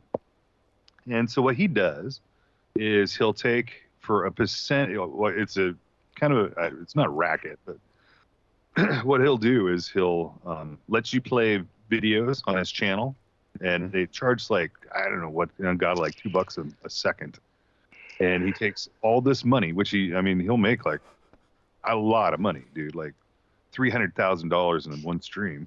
And what he'll do is he'll buy things for himself. He doesn't buy them, but they the chat, they'll just random shit to buy to waste his money, like $300,000. And then he does a stream out of it. It's all about content. And sounds like horse shit to me. Well, every year that he's done it, they've bought him literally a barrel of lube. Wait, so he fronts the money and lets his audience just buy him shit from that money? No. He gets the money from his audience. Oh, okay. And so they just buy him shit. Yeah, and they just suggest, well, how about a tire for your car or something? Some just random. A barrel of lube. I wonder what that would be like. And they've done like on two occasions a big barrel of lube, and they're huge barrels. So I'm going to go with the tanker of lube. Baby. Sarah, is it exciting to hear an analyze in real time? Because that's it is. That's the benefit of being the caboose here. Yeah, but I still have no idea. Like every time I think I'm going to have some kind of strategy, I get here and I'm like, nope, no fucking clue. The thought of like hot dog filler makes me really sick. Yeah. I'm not okay with that. So yeah. I can't choose that on principle, but I feel like lube would be the hardest to clean. Like that would be a real fucking disaster. That'd be a hazard. You have to get cat litter. Yeah. Absorber it. Absorber it. You had it. You're going to have to get absorber it. Oh, look, this is not only 99% dust free, but it's extra absorbent. Imagine. You're going to have to down. Cats come from miles away to for shit fest, just like party. When Sarah and the girls moved out, they sold the big toy thing they had out by the house, and there is a little, a sandbox that was underneath it. Now all that remains is that little square patch of sand, and I saw some toys sticking out of it it was a while ago. I went to dig them out, and nothing but cat turds everywhere I tried to dig. Wow. It's like, these belong to Mother Nature now. The cats are coming around to you. It's like, we hit the jackpot, boys. That's what about it. We can bury our own sins. I'm not sure I got your answer. I didn't answer. I think I'm gonna go with lube. I don't know if that's how it travels, but that's my choice. What did John Mark go with? You went with hot dog filler. Hot dog I filler. thought he went with lube too. I was like, You know what? You're gonna you're gonna have to get a hold of Bon Jovi and get all those slippery when wet signs. Absolutely. Slippery when wet for the next 3 miles. That's so funny you said that, Lyle, because the next question may have a little Bon Jovi relation. I call shenanigans. Question 4. It was revealed in an interview last year that this rock star only got into bands and music while he was in high school so he could hook up with cheerleaders. Hell yeah. Yeah. Answer D, all of them. His name is Also, furthermore, he served as a New York City police officer for nearly 2 years before hitting it big with his band. Who are we talking about here? Was it A, Slash? Okay. B. I just picture him being a cop, but still wearing that hat. Yeah, totally. Same glasses. Hello, B, badge. Sheriff star on it. Yeah. Eddie Van Halen. Oh, rest his soul. God, he'd have to be pretty young. They were tiny when they started that band. Was it C, Bon Jovi? Well, we're halfway there. Slippery when. Or was it D, Eddie Money? You motherfuck. I've got 2 handcuffs to haul you away. Oh man, Eddie Money, the greenest of green herrings. Jesus, I'm just gonna start choosing these because I got no way. Fucking Slash was a cop. Eddie Van Halen. They were teenagers when they started that band. I feel like I'd know if Slash was a cop. See, Bon Jovi. Bon Jovi is a wild card, but if I wouldn't put it past you to reverse engineer this Eddie Money bullshit and purposefully seek out an Eddie Money question. Yeah. That's the gamble you might have to take. I'm taking it because it's all a guess at this point. So I'm going. 100% Eddie Money. Two tickets for parking wrong. I'll take you home tonight. Maybe this could encourage some song. Okay, yeah, Eddie Money. I'm going. Yeah, I'm really proud of you. Interesting. I'm really question. proud of you, Ron. Well, we'll see. Yeah, I bet you are. You just like you're proud of me for choosing all them squares in Nage.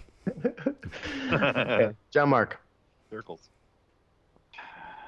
Can you read the question one more time? Exactly how you phrased it.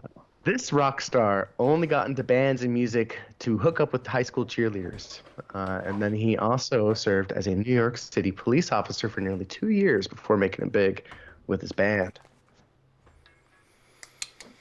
Slash, Eddie Van Halen. Bon, Eddie. It's something about the way that's worded. Like I don't know that much about Eddie Money, honestly, but something tells me I'm going to go with Eddie Money. Perfect. Lyle. Short and sweet. I don't know either. I'm going to go with Eddie Money also. Okay. This is fascinating. Sarah. I did not Sarah, see this wave coming. I'm also gonna go with Eddie Money. Family fucking game. All right. Safe bet at this none point. of them, none of them seem correct. So I don't know. You can't lose when everyone else is gone with one question. So True. I'm really excited about these answers. Oh, don't be. I've waited so long. Okay. To find out one. I'm wrong. Question 1 was a Florida Daily Double worth 2 points. Isn't that right, Lyle? Daily Dubs. Points. He's talking over his own, Daily buddy. dub. Silence. Points. 2 points. In a date that should have been magical for one bride and groom in Florida, it turned out to be anything but when cops. Yeah, go. Test. Yes. Whoa. Oh, is Lyle? Is that you? You got your thing on still? No. Test. Where the fuck did that come from? Magic. Test. Crazy. Well, Hate it. it's subtle. Scare him away with your Yeah, fight echo with echo, I say. Test. Test. With fire. Check. I think it's All gone. gone. It still works. Perfect. I think it worked. Yeah. Wow, throwback. You got a service here. Anyways, cops show up to arrest the bride because She had fucking laced the entire catered wedding dinner with a copious amount of marijuana.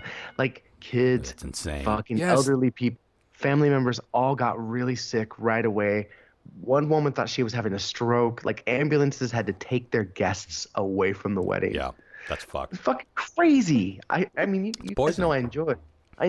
Yeah, exactly. But never would you like. That's so fucking awful. That's what I'm saying. She probably thought this is gonna be a fun party because she's too stupid to fucking know that actually this is going to be a psychoactive nightmare. Oh, dude, the thing a lot of people don't know is like when you smoke weed is one thing, but when you eat weed, it's a whole different fucking ballgame. And that's when you know you've done it. If you don't know you've done it, and all of a sudden you just got some real physical changes happening, that'd be terrifying. Walls are breathing. Oh, she's got to go to prison. Well, she's lucky she didn't kill anybody. Not saying pot can kill you, but like doing pot and not knowing you're on pot. And it can scare somebody into a heart attack. Oh, yeah. Well, they get freak out and they go drive and they fucking get in a wreck and kill people. Has she been charged with something, Chris? Do you know? I don't know. I know she went to jail and I think she got a lawyer, but I'm not sure what the charge is at this point. Fuck. Crazy. Okay, let's see. So, let's see who got that correct. John Mark and Ron starting things off early with a point a pop. Okay. 2 points a pop. Dinosaur one coming excuse up. me. I'm excited. Yeah, I stand corrected. Oh, yes. 2 points a pop. Okay, well, one of the following statements I read to you about George Washington was true. I said he died of an accidental shooting. He never knew dinosaurs existed. He helped develop the technology it would eventually be used to send telegrams, or he only had 8 fingies. Here's a fun fact. George Washington died in 1799. The very first dinosaur fossil was discovered in 1824. Nobody knew about fucking dinosaurs. That was my logic. Fucking crazy. Caveat. Yeah. That's good. That's good shit. I don't even mind losing to that one. That's clever. I was like, yeah, I think they hadn't discovered dinosaurs before. I had no idea. By the time, I had no idea we didn't know dinosaurs exist. Are you sure? Yeah. Jokes on us. When was the first fossil discovered? It was discovered in 1824. I did not know that. Boy, do I have egg on my face. A big, old, Jurassic-sized dinosaur egg. A dinosaur and egg. I should have known. Fascinating. But that was a clever quest because George Washington. See, this is where you do this clever shit. This is why I'm feeling pretty good about Eddie Money. I think you might have reverse engineered some Eddie Money shit later on, but we'll see. We'll see, won't we? Might have missed a Bon Jovi hearing. Okay. Living on a prayer. John Mark took got the that lead. Correct. Taking him up to 3 points there. This is tough now. Question 3. Thanks again, Katie Surgery Jeff, for sending this over to me. But a few weeks ago, a semi-truck traveling through Pennsylvania crashed and spilled its entire load all over the freeway. Cops and cleanup crews were tasked with cleaning up 15,000 pounds of this. I have a photo I'll send over to the group, and Sarah, I will send this to you too over Facebook Messenger. It's not pleasant to look at, and it's hard. It's exactly as you imagine, basically. I don't have my phone by me, so someone tell me what. I mean, unless he's cueing us wrong. Let's say hot dog guts. It is indeed hot dog fill-in, and it's just pink fucking ooze, bro. Gross. Well, there goes my hopes and dreams. But I'm kind of glad I don't see it. Yeah, John Mark, you still craving a hot dog there? Yeah. Yeah, you knew. Yeah, you knew what was in it. I mean, let's be honest. We all know what's in this shit. Well, one of my cousin Bobby, one of my favorite people. Lyle knows Bobby. Going way back, one of his first real jobs was working on a potato farm out in Montana, and they would go at the end of the harvest. They would go round up all these whatever was left, like rotten potatoes, like just nasty shit. He said that most of them were like literally oozing with what looked like pus, like they were just disgusting. That is what. When he found out that is what goes into our tasty Pringles and other such processed and instant taters, essentially any processed tater where there's no whole chunks of taters, that's what goes into them. It gets bleached, boiled, delicious. Telling you that story too, ground up. But we were talking about it, and the reason I went down this was he was like, I was like, I still kind of want a Pringle, though. He's like, dude, I still eat them. It's like, as long as we know, then we're going into it with a fair agreement. Yeah, I mostly, like, the hot dogs I get are mostly those, like, all beef, like, kosher ones or whatever. Like, but, I mean, who knows what the fuck's still in those, what they say, you know, but, yeah, anyways, I don't fucking care. Well, my dad, you know, we were talking about hunting earlier. My dad, every year, when they get a deer or an elk, they make sausage, and it's, you know, the whole joke, like, you don't want to see the sausage factory, and it's goopy to watch, but it's also kind of fascinating. And when you're doing it yourself, and you're doing it in a lot of these companies are doing, like, real whole food. It's just ground up meat that goes into some casings. So, yeah, I bet those are fine, but... Okay, John Mark got that correct, and we will move on to our final question. It was revealed in an interview last year that this rock star only got into bands and music so he could hook up with cheerleaders, and he served on the New York Police Department as an officer for almost 2 years, and we were talking about Eddie Money. Well done, Ronster. And John Mark, who did a clean sweep this round, might I add. John Mark got every question correct. Attaboy. I should have followed my gut.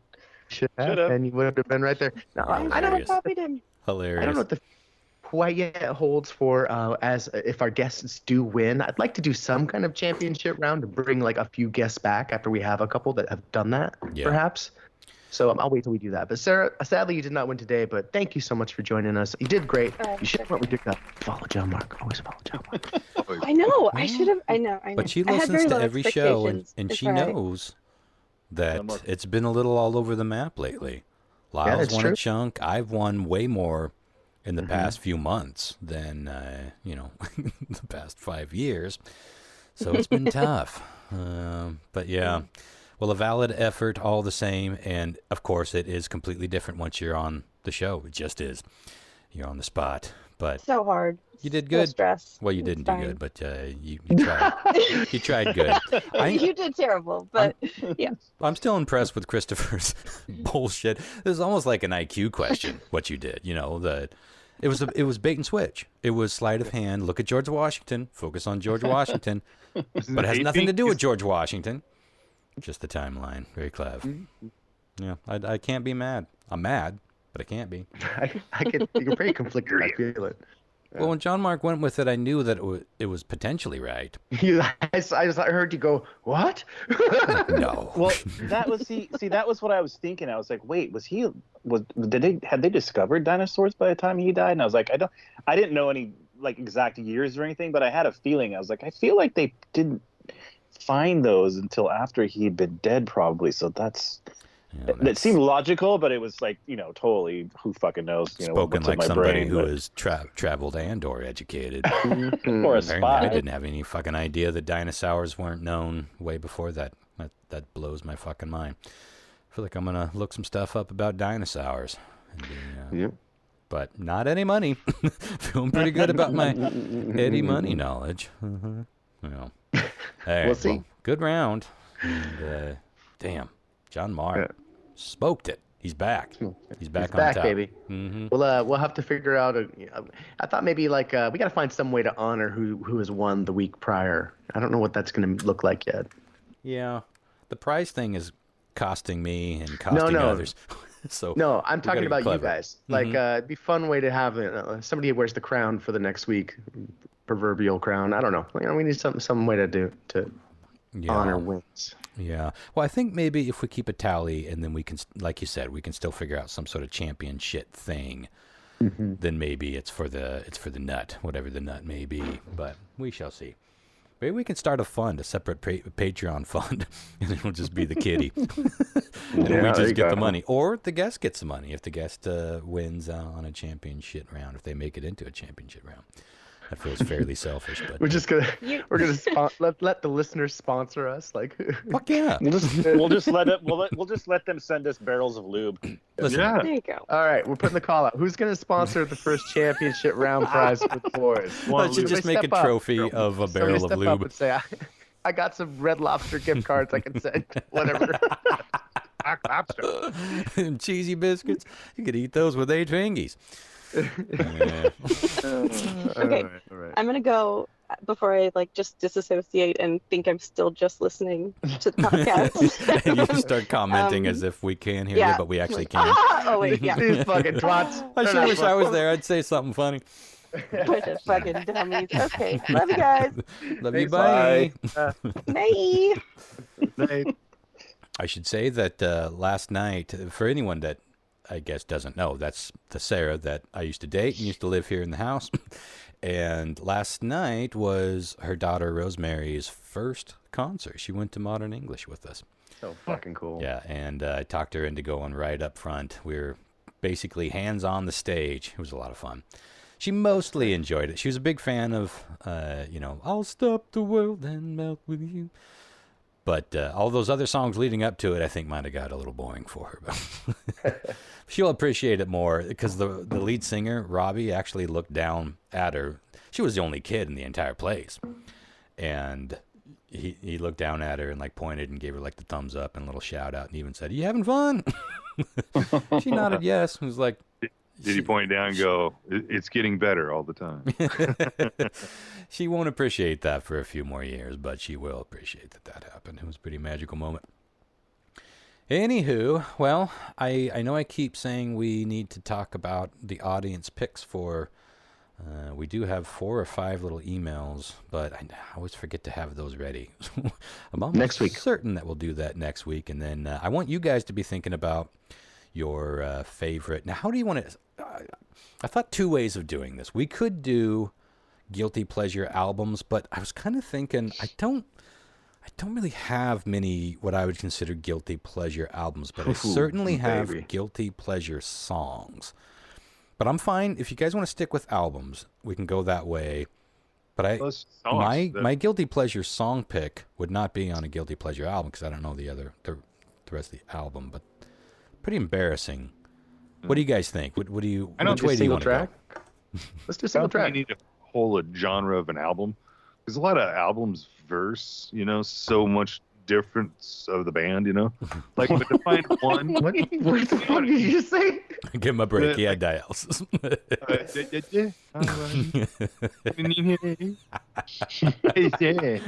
Hey, my laptop's dying. I'm sorry, guys. I'll hop on my headphones if you want to keep chatting, though. No, what I was just going to say is an album's so diverse. I mean, you could have slow songs, hard songs, and everything else. It's not really pinning down like a ultimate. I think this might be more fun if we pick guilty pleasure song. Okay. It'd be a little. Do you guys want to change it to that? Yeah, sure. So why don't we? Well, next week we will do our listener picks for most underrated, and then of course we'll have to review them, and then we'll start the chain of command. We'll go in whatever order of guilty pleasure. Can you do me a favor and next week bring an example of don't pick something like 10 songs down the list and give me an example of what you are going to bring as your guilty pleasure song and why. Like what I'm having a hard time. I can tell you what it is right now. Okay. I could probably too. I think the number one guilty pleasure song that I'm going to bring, and I'll think about it. There may be another Don't tell us one. number one. I don't want to hear the fucking creme de la creme. I want to hear an example so I know how to structure mine. Well, let's see. And that's what I say. Bring it next week because we're going to have a whole week to prepare beyond that. Okay. All right. I'll do that. Or right now. Okay, do it right now. Well, I'll give you an example. This is not the one I was going to bring, but I love Miley Cyrus's "Wrecking Ball." I think that's a great fucking song. Go in a wrecking ball. Now I didn't like it at first until I started working on my Sasquatch version of it. I came in like a wrecking ball.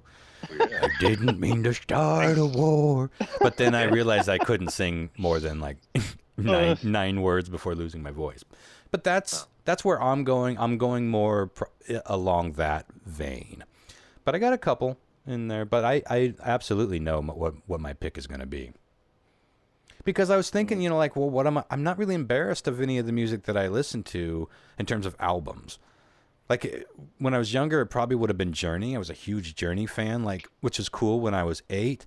Very not cool when I was 16. But I was a bigger fan when I was 16 than I was when I was 8. But now, Journey, no one cares. It's not embarrassing. Everyone knows that music. There are a few examples like that. ABBA, I was ashamed to listen to when I was younger. Not now. So You a dancing queen? I'm a dancing queen, and I'm proud of it. Yeah, I fucking love ABBA. Yeah. It's all good. So that's what I'm saying. It's like it was getting hard for me to be like, I don't know. I want this to be embarrassing, and none of these are embarrassing.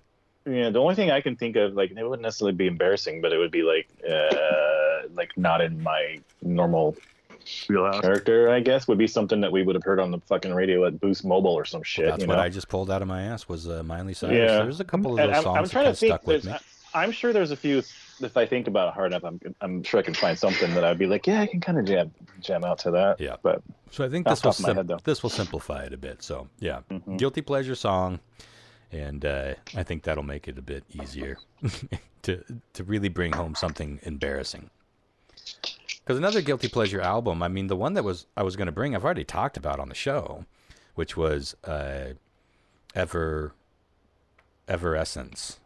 Evanescence? Evanescence. I don't even know the fucking name of the band. It's only the one album, and it's called, I think, Through the Open Door or The Open Door. It's a good fucking album, but it is just a good album, but it's a funny band, and people, associate them with, like, I can't wake up. And that's not the album. They fired that guy and then made this album, and they were much better without the stupid, like, white guy rap breakdowns. It's a good album, so it's not that embarrassing. It's just, it's not a cool band name. I don't know. I think I love that first Evanescence album, and that is the only song that has that guy on there. He was like a guest. I didn't know. It's a fucking great album. It's got great metal riffs. I don't know. I really. Well, you should. Did you never listen to The Open Door? I tried. It wasn't for me. I just couldn't get into it like I could the first one. I don't know. It's one of those albums that around October time, it's like I associate it with Halloween, even though it's not a Halloweeny album. It's eerie, and it has very eerie sort of. There's a lot of Beethoven and Mozart type notes, and I think they even sample. Or not sample. They sampled some of Mozart's work. But there's an actual, like, they use some of Mozart in it. Or maybe it's Beethoven. Anyway, it's so, like, it's just good. So I wasn't really feeling that. But then I'm like, but there's this one song that I will crank and sing every fucking word to. And it's funny because recently it's popped up on a commercial. It kind of went away for a few years. I think it's from the early 2000s. It's popped up in recent years. So I'm like, that's what I need to bring is some shit like that, but it's not a whole album. And I can't wait for you guys to hear it. I think you might get on board with it though. I don't think you're going to be like really that piece of shit, but you might be surprised all the same time. I'm curious to see what you guys come up with too. So be thinking about that, but we got time. Next week we will get to your picks, audience's pick. Most underrated album. This has been going on for 6 months, but anywho, well, should we get on out of here? Right. I think bye. I can't wake up. Can't wake up. Couldn't wake up. Yeah, all right, we'll tune in next week. We'll be talking about 9/11, y'all. Have a good week. Bye, guys. Bye. All right. Bye.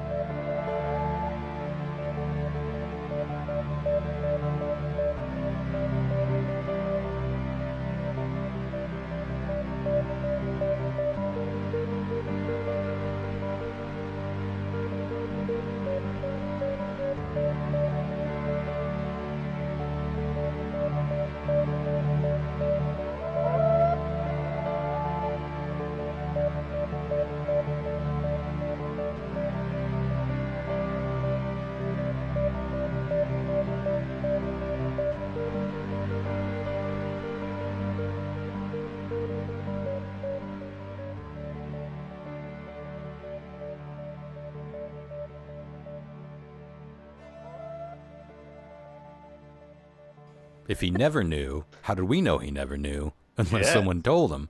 Oh, wow, you're blowing my brain up right now. And he was like, WTF? And then he would know. He couldn't not know if he knew.